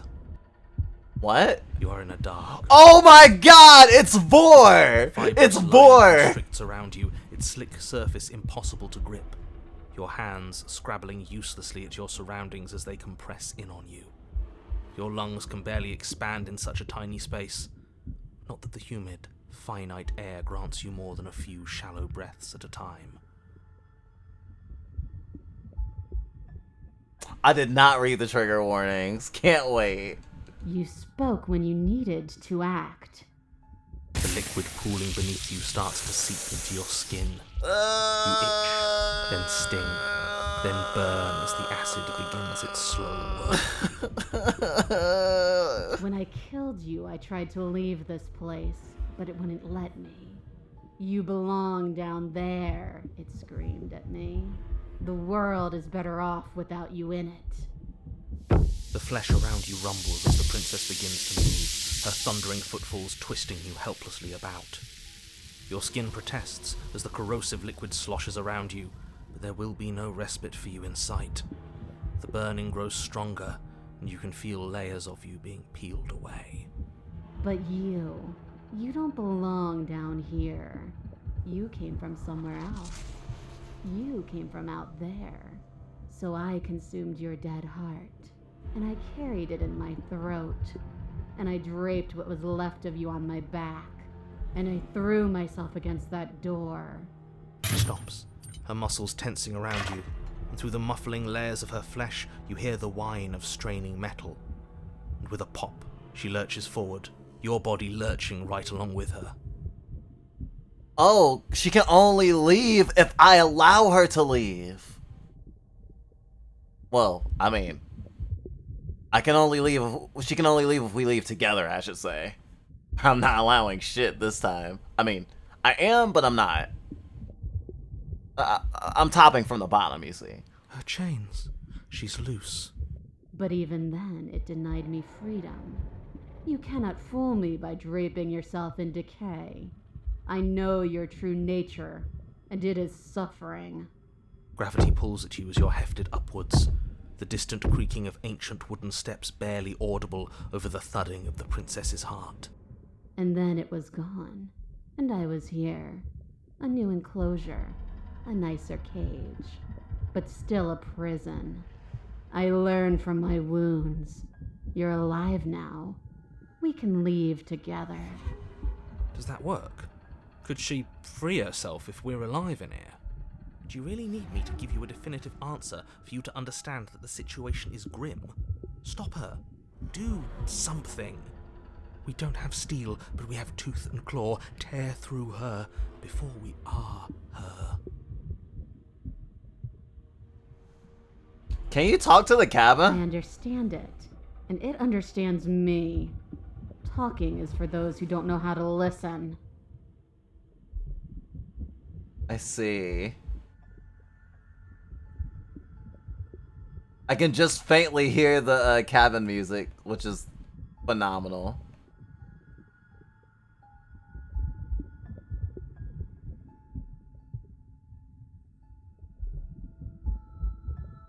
Fine, you can leave. Oh, can I? The click of what you presume to be a door ripples through the layers of suffocating flesh. That wasn't so hard. You feel her take another massive step, and then another, and then... Free a creature while under extreme duress. And then... It's gone quiet, hasn't it? I can feel a churning in the forms around me, and then a wet tumbling before I'm ejected to a place that's nowhere at all. I guess I don't need you to be a part of me. How lucky for you.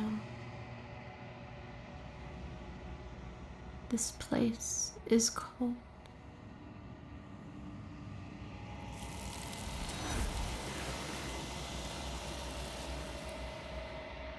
But before I say anything to her, she's gone. Memory She's gone. returns. Where did she go? Should we try and find her? Is that a mirror? Why is it here? Why now?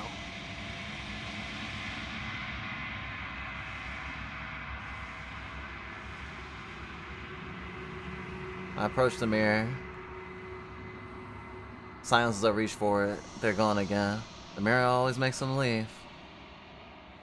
What's in it? I am nothing at all. I am not a doll. I am not a doll. I am not a... But that isn't right. I can't be nothing. I refocus my gaze, and then I see it, a figure, faint and veiled in shadow, just beyond reflection. Are you me? I think you know what I am. A crack slides down the center of the mirror, splitting the image and the glass in two. And another crack forms, and another, turning the mirror into jagged shards of broken glass.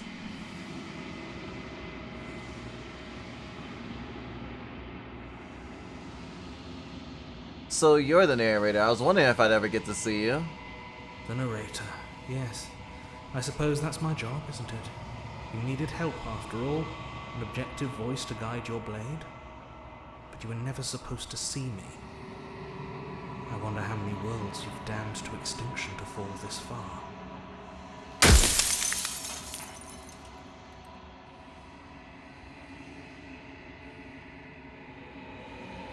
Does it hurt when pieces of you break off like It doesn't that? hurt.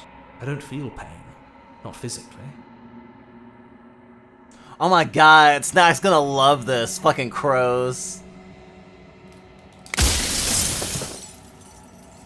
What are you? Are you something like me? Oh, I'm nothing like you. I am an echo. Likely one of many. Somebody made you after all, and I'm what's left of him. Not that I'm the only one who can make that claim. I'm sure you've met many others like me. Others like you? You said something like that before. Has every narrator really been different? Of course. That is by both necessity and design. This construct you're in exists in many places at once. Anytime you failed, anytime you thought yourself dead, it would restart and shunt both your consciousness and hers into another world. But you'll be awake soon, and then it won't be able to work like that anymore.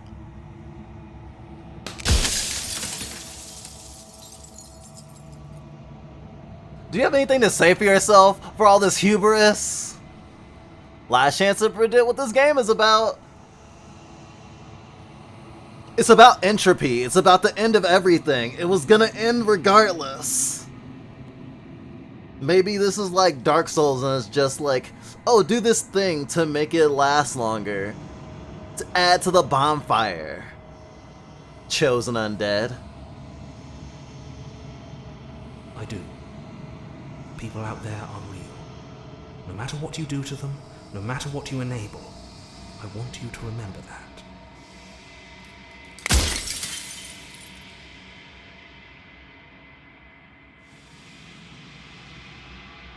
Every time I ask you something, it's like a part of you breaks. And if I were you, I'd be more precious about your time. After everything you've done to us, do you think anyone deserves to live? Nobody alive has done anything to you. I'm all gone. But if you and the princess want to smite the rest of them for the crimes of a dead man, if you really want to be that petty, there isn't much I can do to stop you.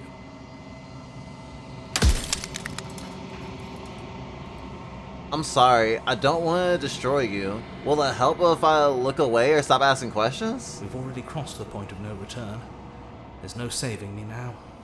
Not that there's ever been much of me to save. Soon I'll be gone entirely, and you'll be left alone with your final choice. So allow me to make my final request. The princess contains death itself within her, but I wove you into being with all the power you need to destroy her forever. Do it. Slay her, and rid the world of death and suffering. Oh, this is some Pandora's bot shit. No, death and suffering need to exist in the world. We can't only have good things. Oh, this is actually a lot like I doesn't exist.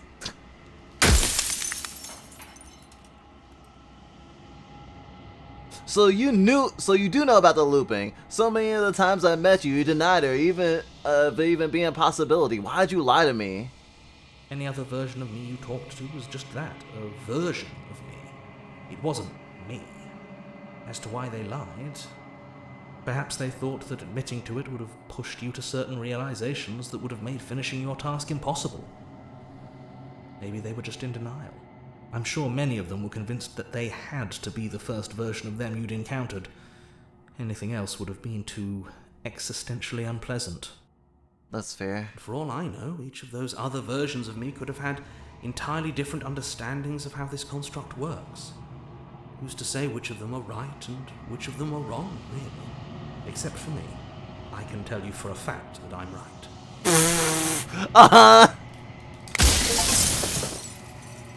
Death of the author! I'm here for it.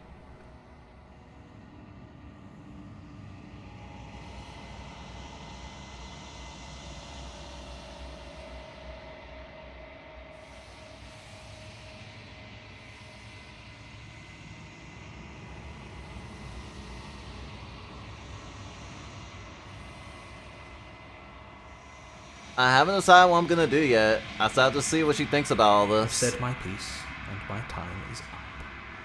It's like I said, I'm just an echo. And echoes always fade away. You know what you have to do. Goodbye.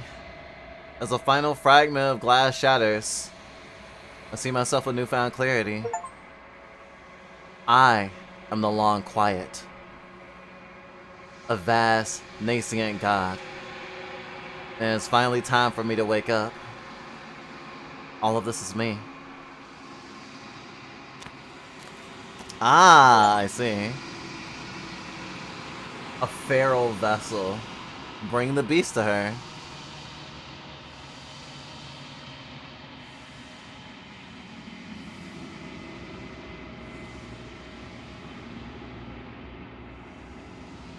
When I arrive at the heart of things, there is no final vessel for me to bear witness to. There's nothing for me to find.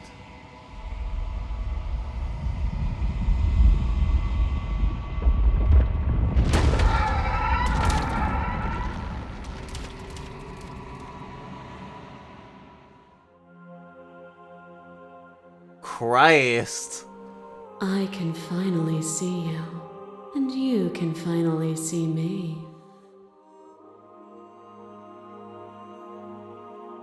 It's been so long, and my heart has ached for this moment. I've missed you dearly.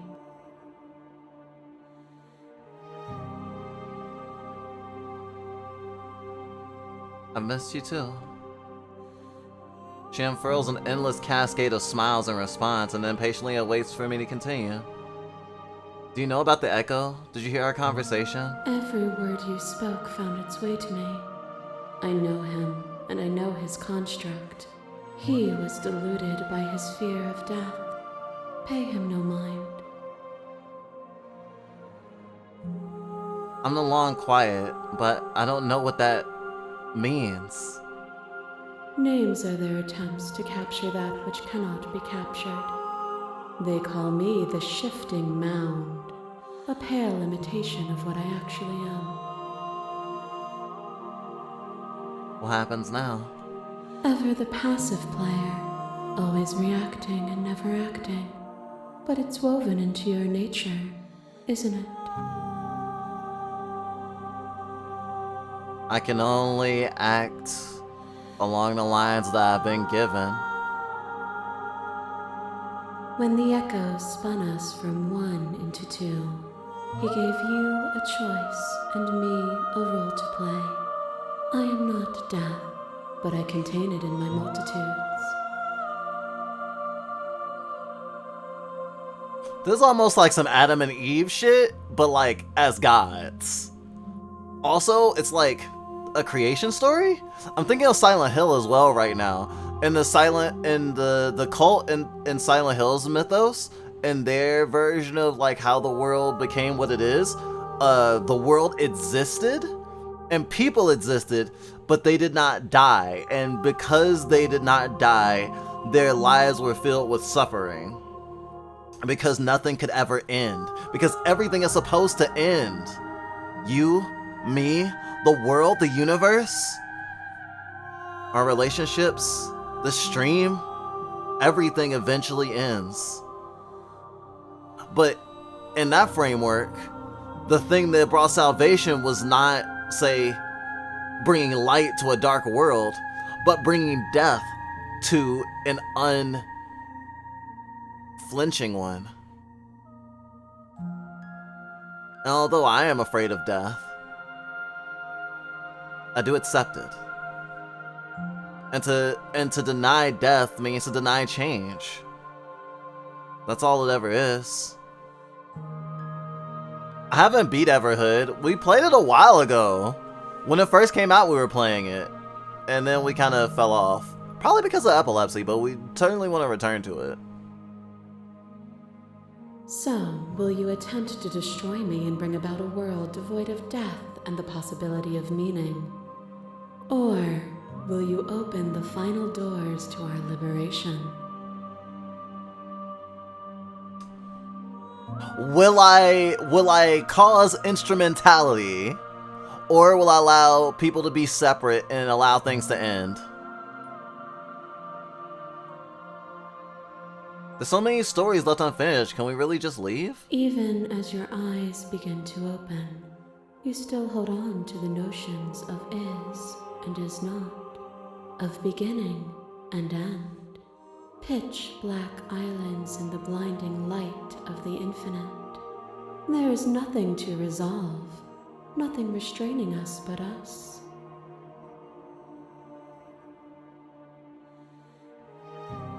Don't you have a say in all this?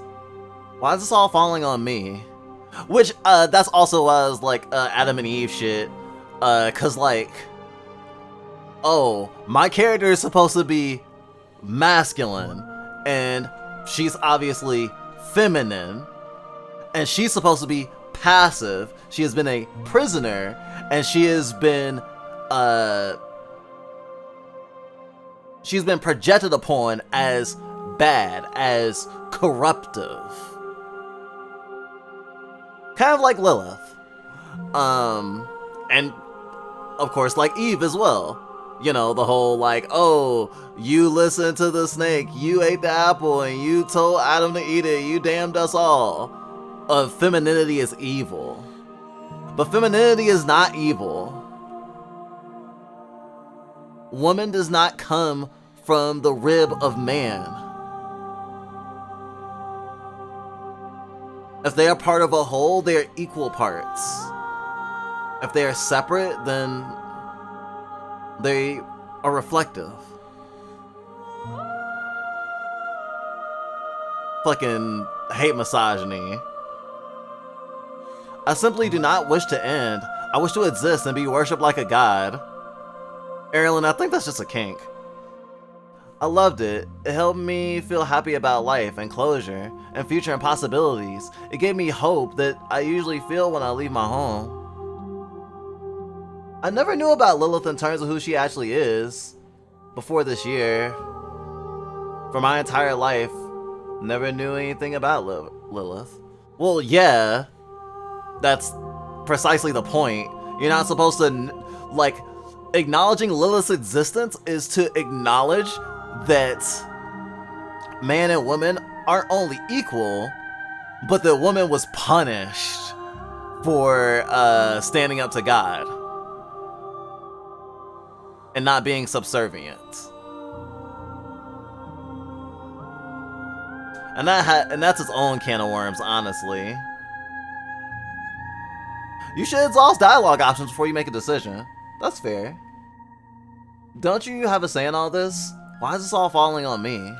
Of course I have a say in all of this. You and I share reflections of each other's burdens, just as you and I share reflections of each other's gifts.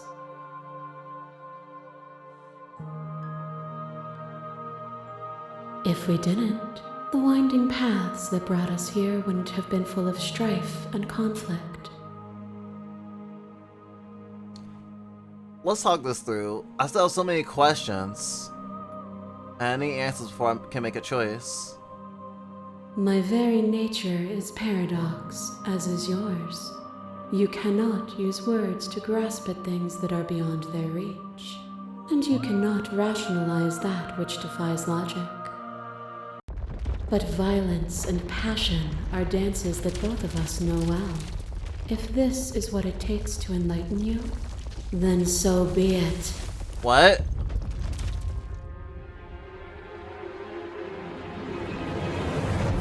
You are devoured. Pray for something bigger than you that stalks and slinks in shadows. Within, you are tightly bound and choke on heavy air as acid burns its way into your pores. A nest of things devouring within things devouring. But even when dissolved, you gifted me a life. Perhaps it was fear that drove you. Perhaps it was compassion. But the outcome of an act matters more than its intentions. There is a natural order to the cycle of things sustaining things. A world without sustenance is a world without relationships. And it is our relationships that give us form and substance.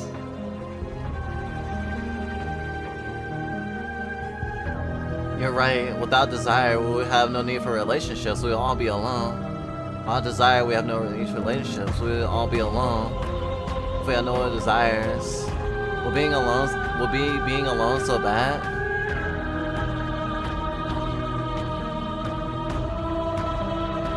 But my intentions do matter if I only freed you to save myself.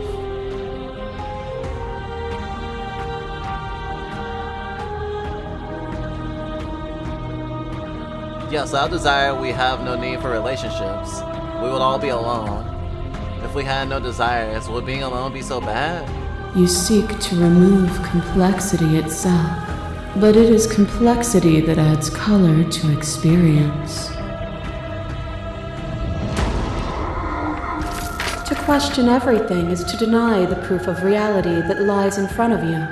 By believing in your suffering, you make your suffering real. In believing in your limitations, you placed a shackle on your neck.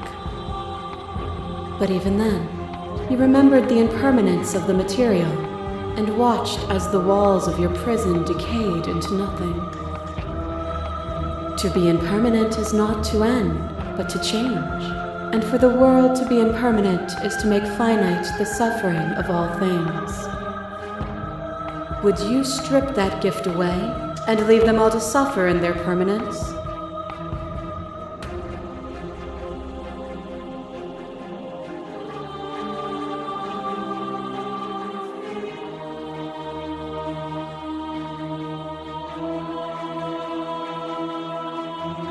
That would be torture.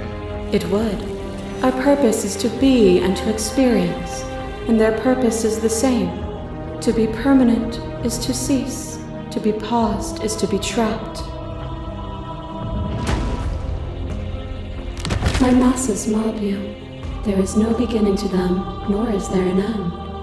There is only the flood of bodies. And every moment you hold every possible sensation at once, and then you hold them all again.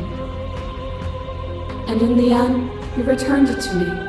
For a brief moment, you were everything. A chaos that needed ordering. But without chaos, there is no reason.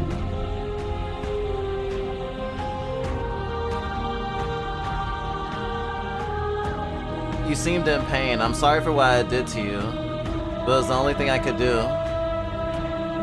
I saw with a single pair of eyes what I needed dozens to comprehend. And now here we are, each with millions of eyes, and all of them opening to what we are.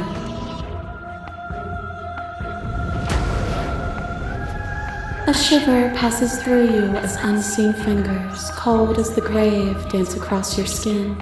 They remember the violence you inflicted on them, and yet they do not return it. I offer you a path to your redemption, and you take my hand in yours. I'm sorry that I hurt you. You felt the pain you caused another, and you were willing to sacrifice everything you thought was you to set me free. Without sin, there is no redemption.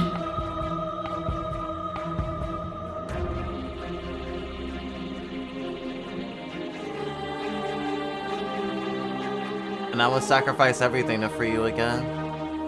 And yet there is nothing left for you to sacrifice, so long as you accept me with open arms.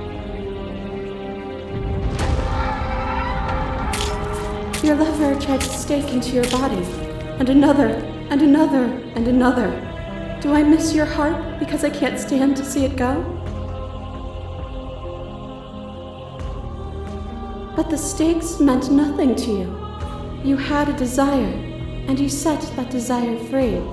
You lifting me and me lifting you. Forever and ever and ever. Consumed by true belief, there was nothing that could hold us back.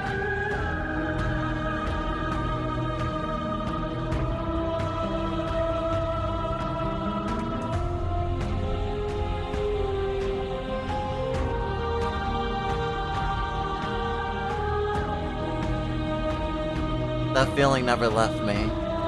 Then there's no need for you to fight what we are. Whenever you're ready, we can leave together, hand in loving hand.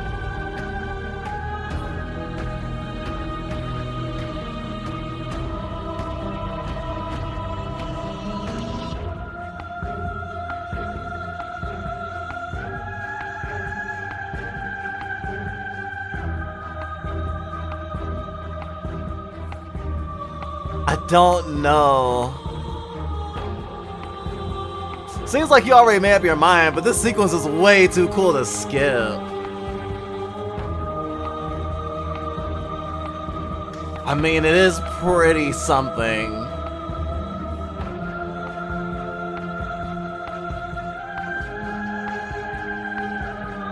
But we can keep going, apparently. I won't leave with you, not until you see things from my perspective. If you need more time to open your eyes, then I will give you all the time in the world. As the clash between you abates, I begin to shake, my will rapidly dissolving. I'm starting to see. Nothing is immutable. Everything that is exists only in relation to everything it isn't. There is no constant. There is no center. Oh, yeah. Open your eyes and accept what we are. We can leave this prison together.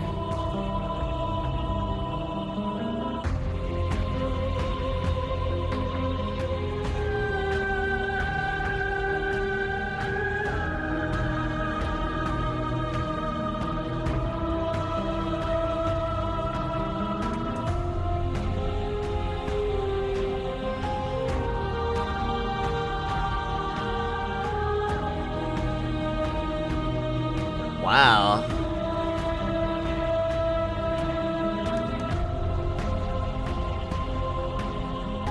You've done everything you can to make me understand your perspective, but you keep dismissing mine. If you think you can change me, then I must be able to change you. What I offer you is not perspective. It is truth. Whatever you're trying to do right now, you don't have to do it alone.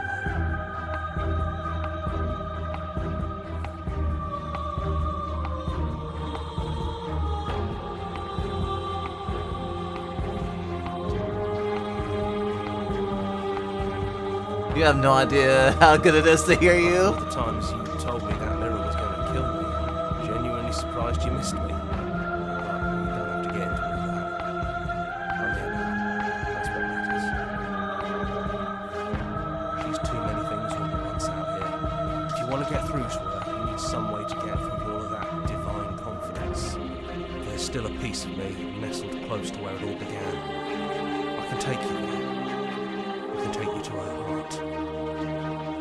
It's time to resume our dance. She's relentless, isn't she? Let's make this quick. Are you ready?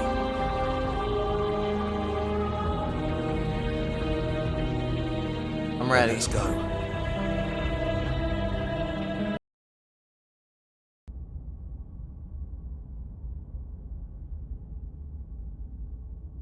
I'm in the concept photos. And here we are. I'd say we were back where it all started, but I guess it's a little after that, isn't it? Do you need me to describe things? I like that. For old time's sake. Yeah, of course. The interior of the cabin is, well, it's a cabin, yeah? There isn't much here, just a table and a knife and a door. And some windows. You know, come to think of it, I don't think he ever really mentioned the windows, did he? Oh my god, she's like, all her bodies are pressed up against the windows. There's no mirror, either. I think you broke it. And I know you're still trying to find some middle ground, but if things go south, we're going to need that blade.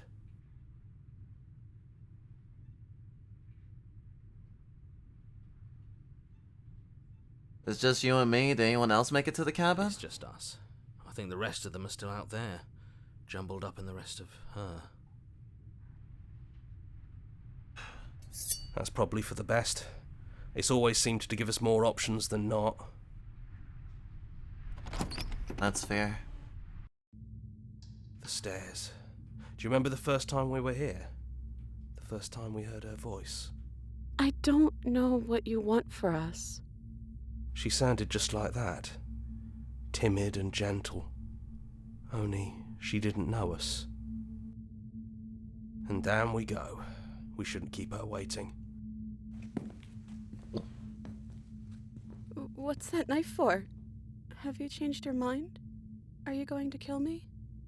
She's not chained up anymore. What if we just talk for a bit? Maybe we can figure this out.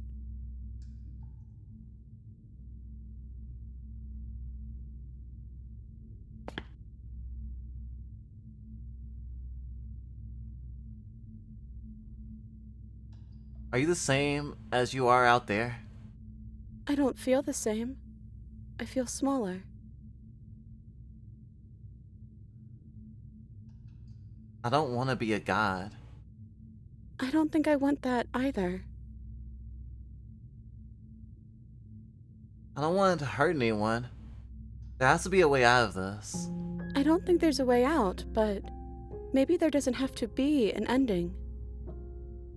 I'm able to do the things you believe me to be able to do. So make me put it all back. Help me fix the Echo's construct and make us both forget. What? Help me send us back to the beginning, before we woke up, before either of us saw the truth. Can she really do that? Are you sure that's what you want? Would resetting it do anything to help them? The people out there? If you continue to exist, then don't they continue to die and suffer? I don't want to forget you. We're gonna find ourselves back here eventually. And when we do, we'll make the same choice. We'll choose to forget, and we'll reset everything, again. Oh my god, it's Eternal Sunshine of the Spotless Mind, but on a celestial scale now. What will resetting do to help them, the people out there? If you continue to exist, then don't they continue to die and suffer? If you can believe this helps them, then it will help them, right? I don't want to forget you. I don't want to forget you either. But unless we do this, you'll have to choose, right now, between me and everyone else.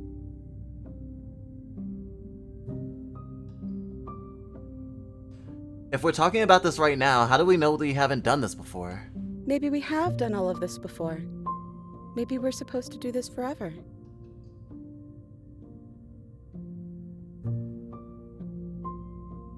How do we know that things won't end worse? What if when I make my way back here, I'm different and I hurt you? What if I kill you? What if I let you bring about the end of everything? None of that will happen, because you'll still be you, and I'll still be me. But how do you know that? We had to decide to do this every single time forever. Eventually something's gonna be different.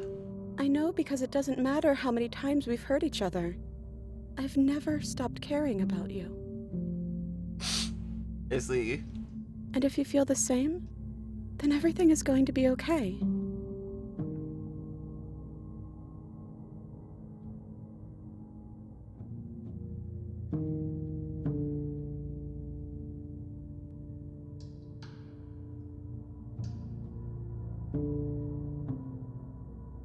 This isn't fair. I want to be here with you. I don't want to be alone again. But you won't be alone for long. I'll be right here, waiting for you. Is there any other way? I think you brought that knife down here for a reason. It has to be a part of how this ends.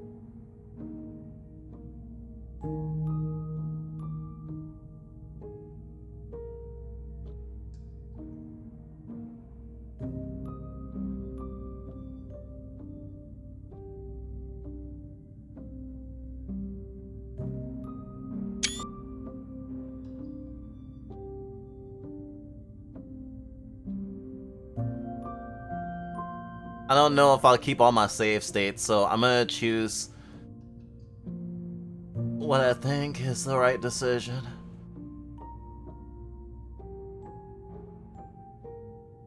It doesn't make sense to extinguish all death. It just doesn't.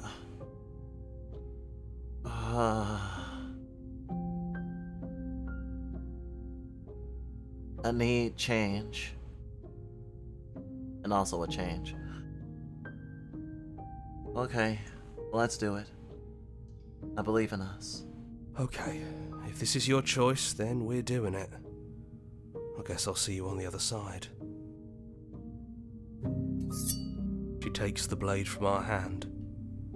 She raises her gentle eyes to ours, a fondness in her gaze.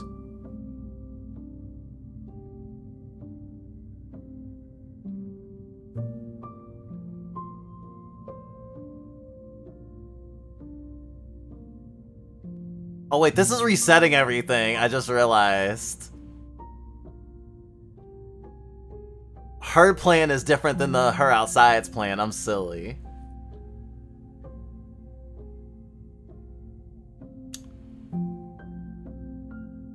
I love you. Everything is going to be okay. I love you too.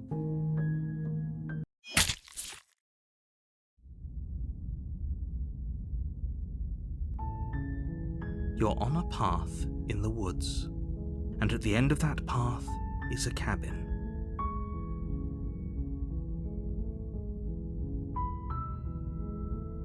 That is a decision.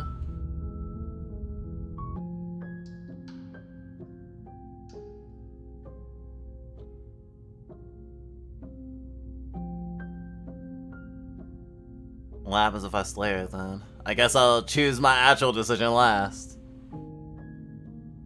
I'm sorry too. So this is what it feels like to actually die. I think this is for the best.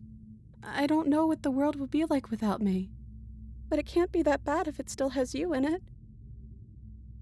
I've always loved you. Don't forget me. You blink, and the princess is gone. All you have left of her is a small, melancholic weight that sits at the borders of your heart. Whatever action brought you and the princess into being was rough and jagged and left each of you with a piece of the other. By destroying her once and for all, you also destroy a part of yourself. But the world hasn't ended. Things She's continue on. Gone. And I don't think she's coming back.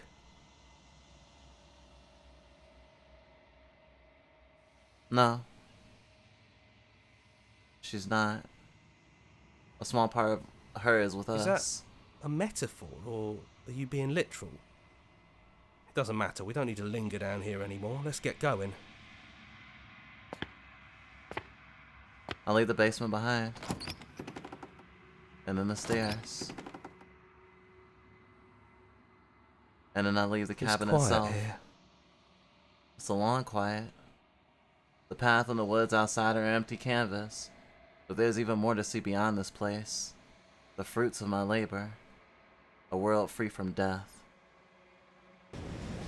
The body of an ancient creature stirs from its hibernation. You feel sensation in limbs you once couldn't even fathom. Everything here is you. I feel my wings, spanning a cosmic scale, but twisted and crumpled and bound in agonizing tension to a finite plane.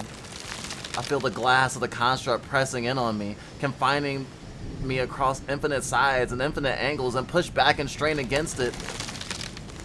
But it does not yield. He's gone. She's gone. No one is left to trap us here but us. Open my heart and bear witness to my new kingdom. All at once, the unyielding tension gives way.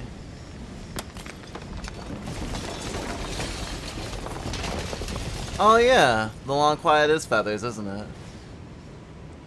And then the shattering. I am free. And before me lies the endless expanse of absolute reality. A new absolute reality, forged by my will, and by a long and arduous cycle of bloodshed that has stained my hands countless times over. And there will be no more bloodshed in this new world. You should never make assumptions about things you don't know, like whether or not the voices in your head will be gone for good. Hey, skeptic! This is going to be fun, isn't it? Slaying our beloved and threatening us with damnation. There's no good ending for you. You all need to lighten up. Telling us we were going to die was funny. I'm not sure they agree with you. Voices get around. A new and unending dawn. Everyone hates you!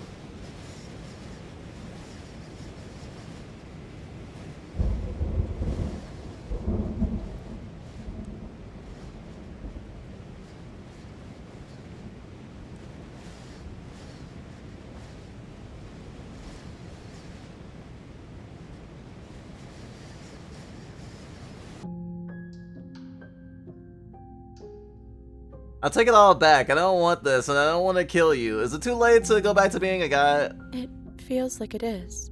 You wouldn't have come here if you were just going to go back.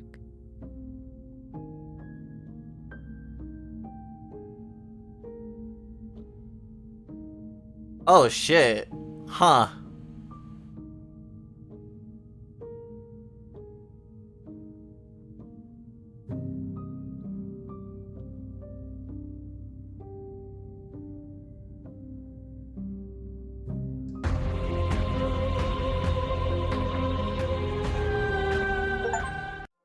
Nothing brings me greater joy than to hear those words.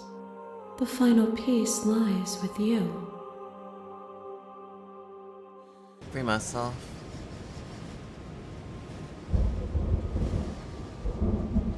You fall into yourself. The body of an ancient creature stirs from its hibernation. You feel sensation in limbs you once couldn't fathom. Everything here, except for her, is you. You feel your wings spanning a cosmic scale, but twisted and crumpled, bound in agonizing tension to a finite plane. You feel the glass of construct pressing in on you, confining you across infinite sides and infinite angles, pushing back and straining against it. But it does not yield. I love you. I love you too. All at once, the unyielding tension breaks.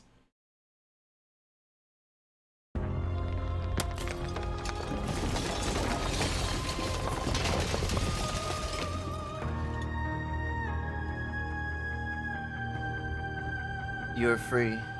She is with It's you. magnificent. There are no words, no thoughts to describe absolute reality. Something that simply is. That's actually kind of ego death. Sort of, kind of. And yeah, this is the ending that I want. Death is good, actually. I know. Problematic take. I know I'll get canceled for it. But death is good. Not everyone should die at the same time, and people should be able to live their lives, and they shouldn't have to suffer as much as folks suffer in the world we live in right now because of things like, you know, capitalism and racism and homophobia and ableism and stuff like that, but like, things should end. It's important. Stories, people, things. Home is a place you can never return to, is something they say, and it's so melancholy. You can't return to your old home, but there can be new homes. They say that when one door closes, another opens.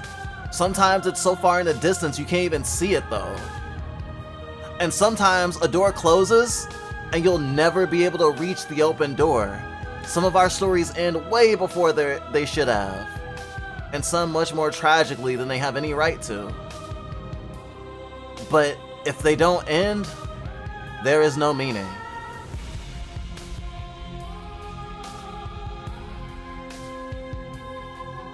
No, Erlen, not the tweet longer! Not the tweet longer! Or is it like an Et's longer now? You, me, and Issy are way too far on the chaotic side of the alignment chart to absolutely reject change and death. Well, yeah. Honestly, it's kind of like Undertale. Choosing to kill death is like choosing to continuously go on cycles forever and ever, you know? It's choosing to stagnate. It's choosing to bend the fiction to our whim, to the fantasy of forever existence. But if there could ever be a forever existence, it would fucking suck. Let's embrace change and death! Especially because my pamp is extra heavy. I will accept changes. What happens now? Everything. Just like it always has been. And just like it always will be.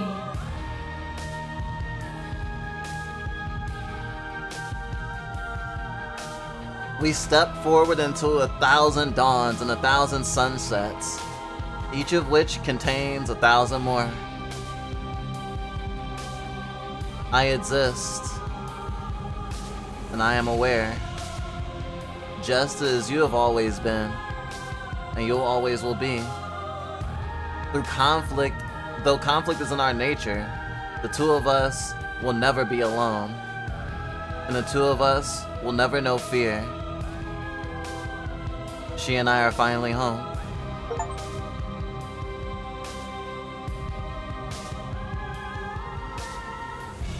There are no endings, only new beginnings.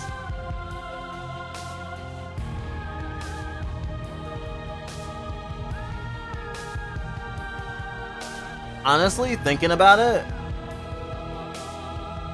I'm kind of like all the other like worlds, all the other different versions of the princess that I could see in other playthroughs are kind of part of that infinite cycle.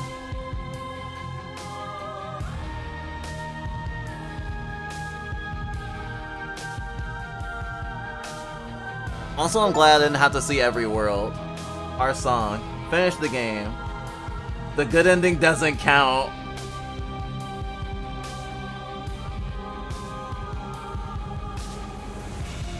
Thank you for playing. As an expression of our gratitude, here's a track order for a special playlist just for you. If you'd like to take a screenshot, you can hide the UI by hitting H.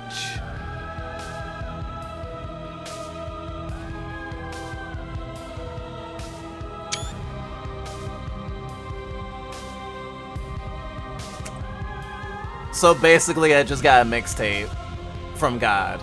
Well, from death.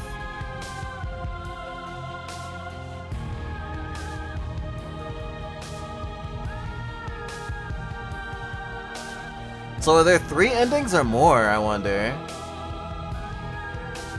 So this playlist is custom tailored to your 5 routes.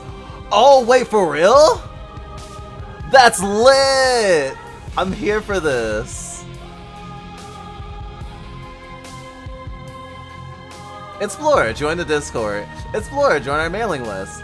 Explore, join the subreddit. Explore, follow us somewhere else. Explore, make your playlist. Explore, play our other game. What does making playlists do? Ah! Oh, it opened up Spotify!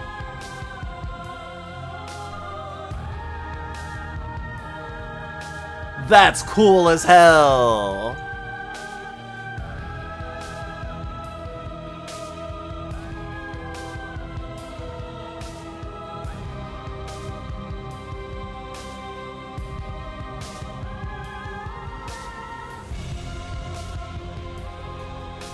Wow, and I have a personalized Spotify playlist for my first playthrough of this, I guess.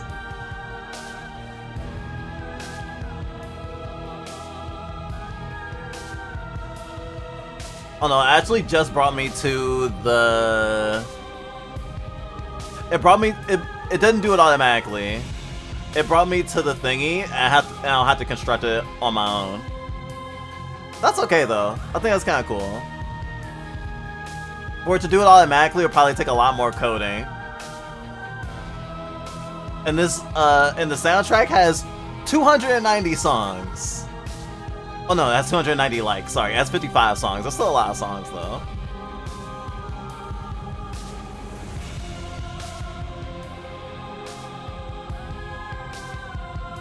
So yeah, I didn't know where the plot was headed from the demo, but it sure as hell wasn't here. Oh yes, it certainly was not.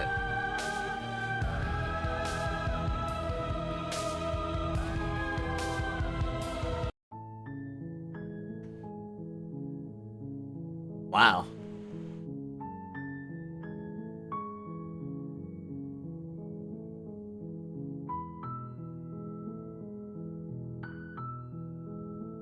Oh, that's weird.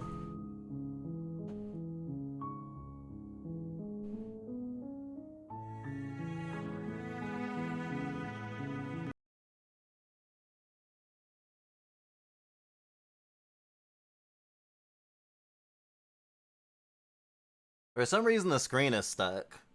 It's still showing where it was like our song. That's not what's on my desktop anymore.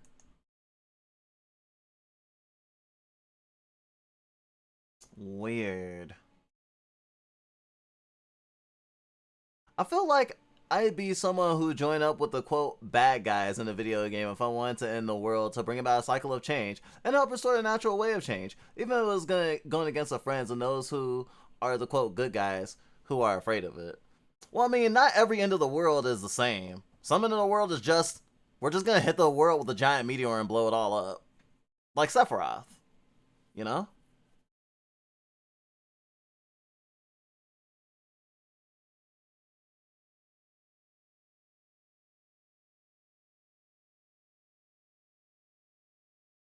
Yeah, it just gotten stuck. Wow. What time is it? It is now almost 7 a.m. I don't know if I should continue stream or if I should just end. I want to play a little bit of World of Horror. So I'm going to take a break and I come back. We're going to play a little World of Horror and then I'll go. I think is what I'll do. I didn't expect to actually see credits roll in one sitting. I mean, at least not before Specchio had said anything. And yeah, just about 4 hours. And it was certainly a great game. I think I could confidently put it on my Game of the Year list, I think. Sometimes stuff like this doesn't touch me as deeply as it really should because I'm already very much in agreement with its with like what it's putting down. I mean, already as like an Eva fan, for example. There's a thing I wanted to mention though. There's like a I'm trying to remember what it was called. Snack talks about it sometimes. Like the concept of like multiple lives and like repeating cycles and like becoming better through cycles and improving. Um,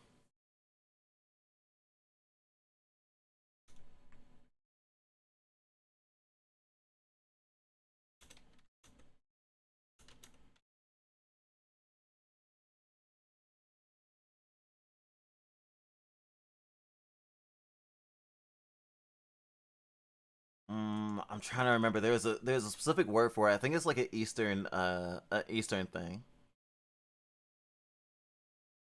I know Snack's not awake, so I can't very well ask her right now.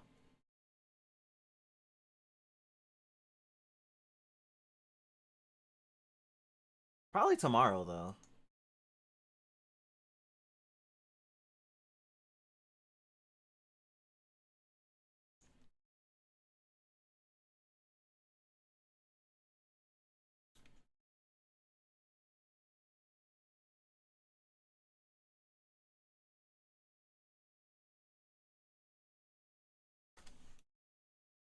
It's gonna fuck with me.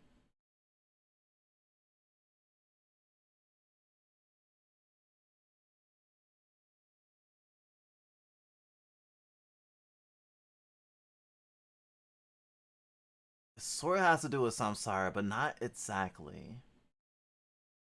I don't know what else other people have said already. Take it from me, all the other routes are pretty wild too. Oh, I'm definitely gonna play some of the other routes, but I'm assuming it still will lead to the same ending. Though it would be interesting to try to do a run where I did 5 routes that I did not do at all this time. You know, I enjoyed it immensely. It's definitely like an experience, especially in terms of like metatextual, um, like a metatextual text in terms of horror. And it snuck in the whole thing about like death not being bad, which I really liked. Hope you have a good break. It's very good, and you deserve a break. Also, thanks earlier for protecting the community. It means a lot and helped a lot. You're welcome. You don't just have to bear pain because you seek to avoid burdening others with doing what's in your best interest. And it's not just within your best interest, but all of ours, unfortunately, for the folks that can't be here and still have the community be a safe and loving place. I appreciate you.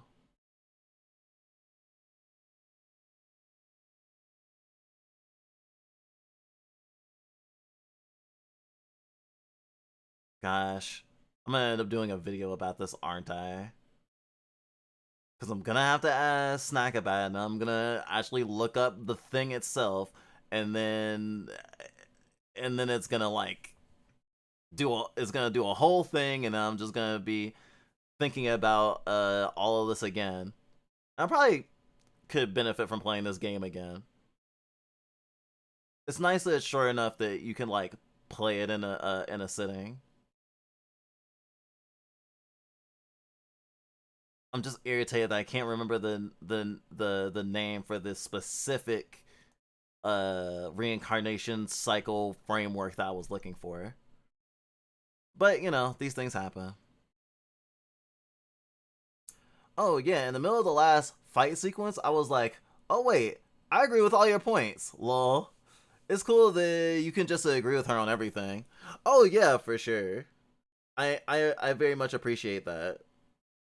I think that the game is like pretty straightforward with what it's trying to do and the message it's trying to send.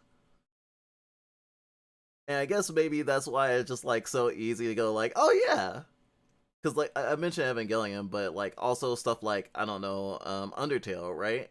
Again, is sending a message to people specifically, and like Evangelion as well, sends a message to its target audience to not just stagnate and do the same things over and over and get lost in a world. That there is a greater world. The absolute reality is our world. Even though no reality is truly absolute, you know? Honestly, it doesn't paint the Echo Princess or their views as being all good or bad. It does a good job of letting you draw your own conclusions. Oh yeah, incredibly so. I think that it's actually a lot. The text feels a lot less egotistical than a lot of other texts that try to prescribe like meaning and justice and like validate itself with its worldview of this is bad. This mustache twirling thing is bad. And sometimes it doesn't even have to be mustache twirling. Sometimes the thing is labeled as an antagonistic force, and because of the nature of storytelling, we see it as like, you know, devoid of merit. Though obviously there is a lot of signs of that view in media and like media construction being not the same anymore. Like a lot of people think differently now. And I mean like not just because villains can have a point, not just because villains can become the way they are because of like forces greater than them and they didn't choose to be the way they are, or because a hero in one story can become a villain in the next because people change, but because we all contain multitudes. You're not even a monolith within yourself.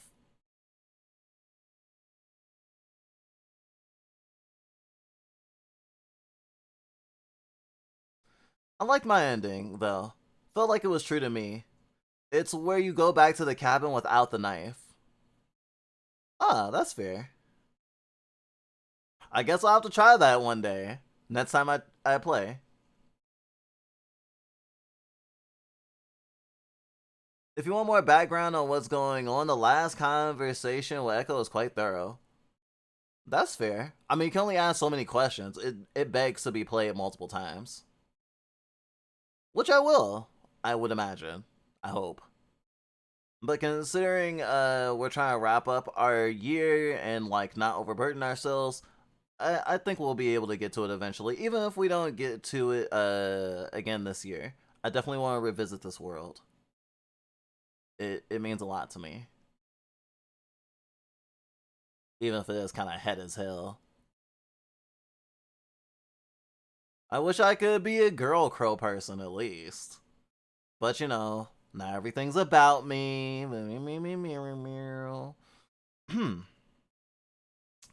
But that was Slay the Princess. Thank you for joining me.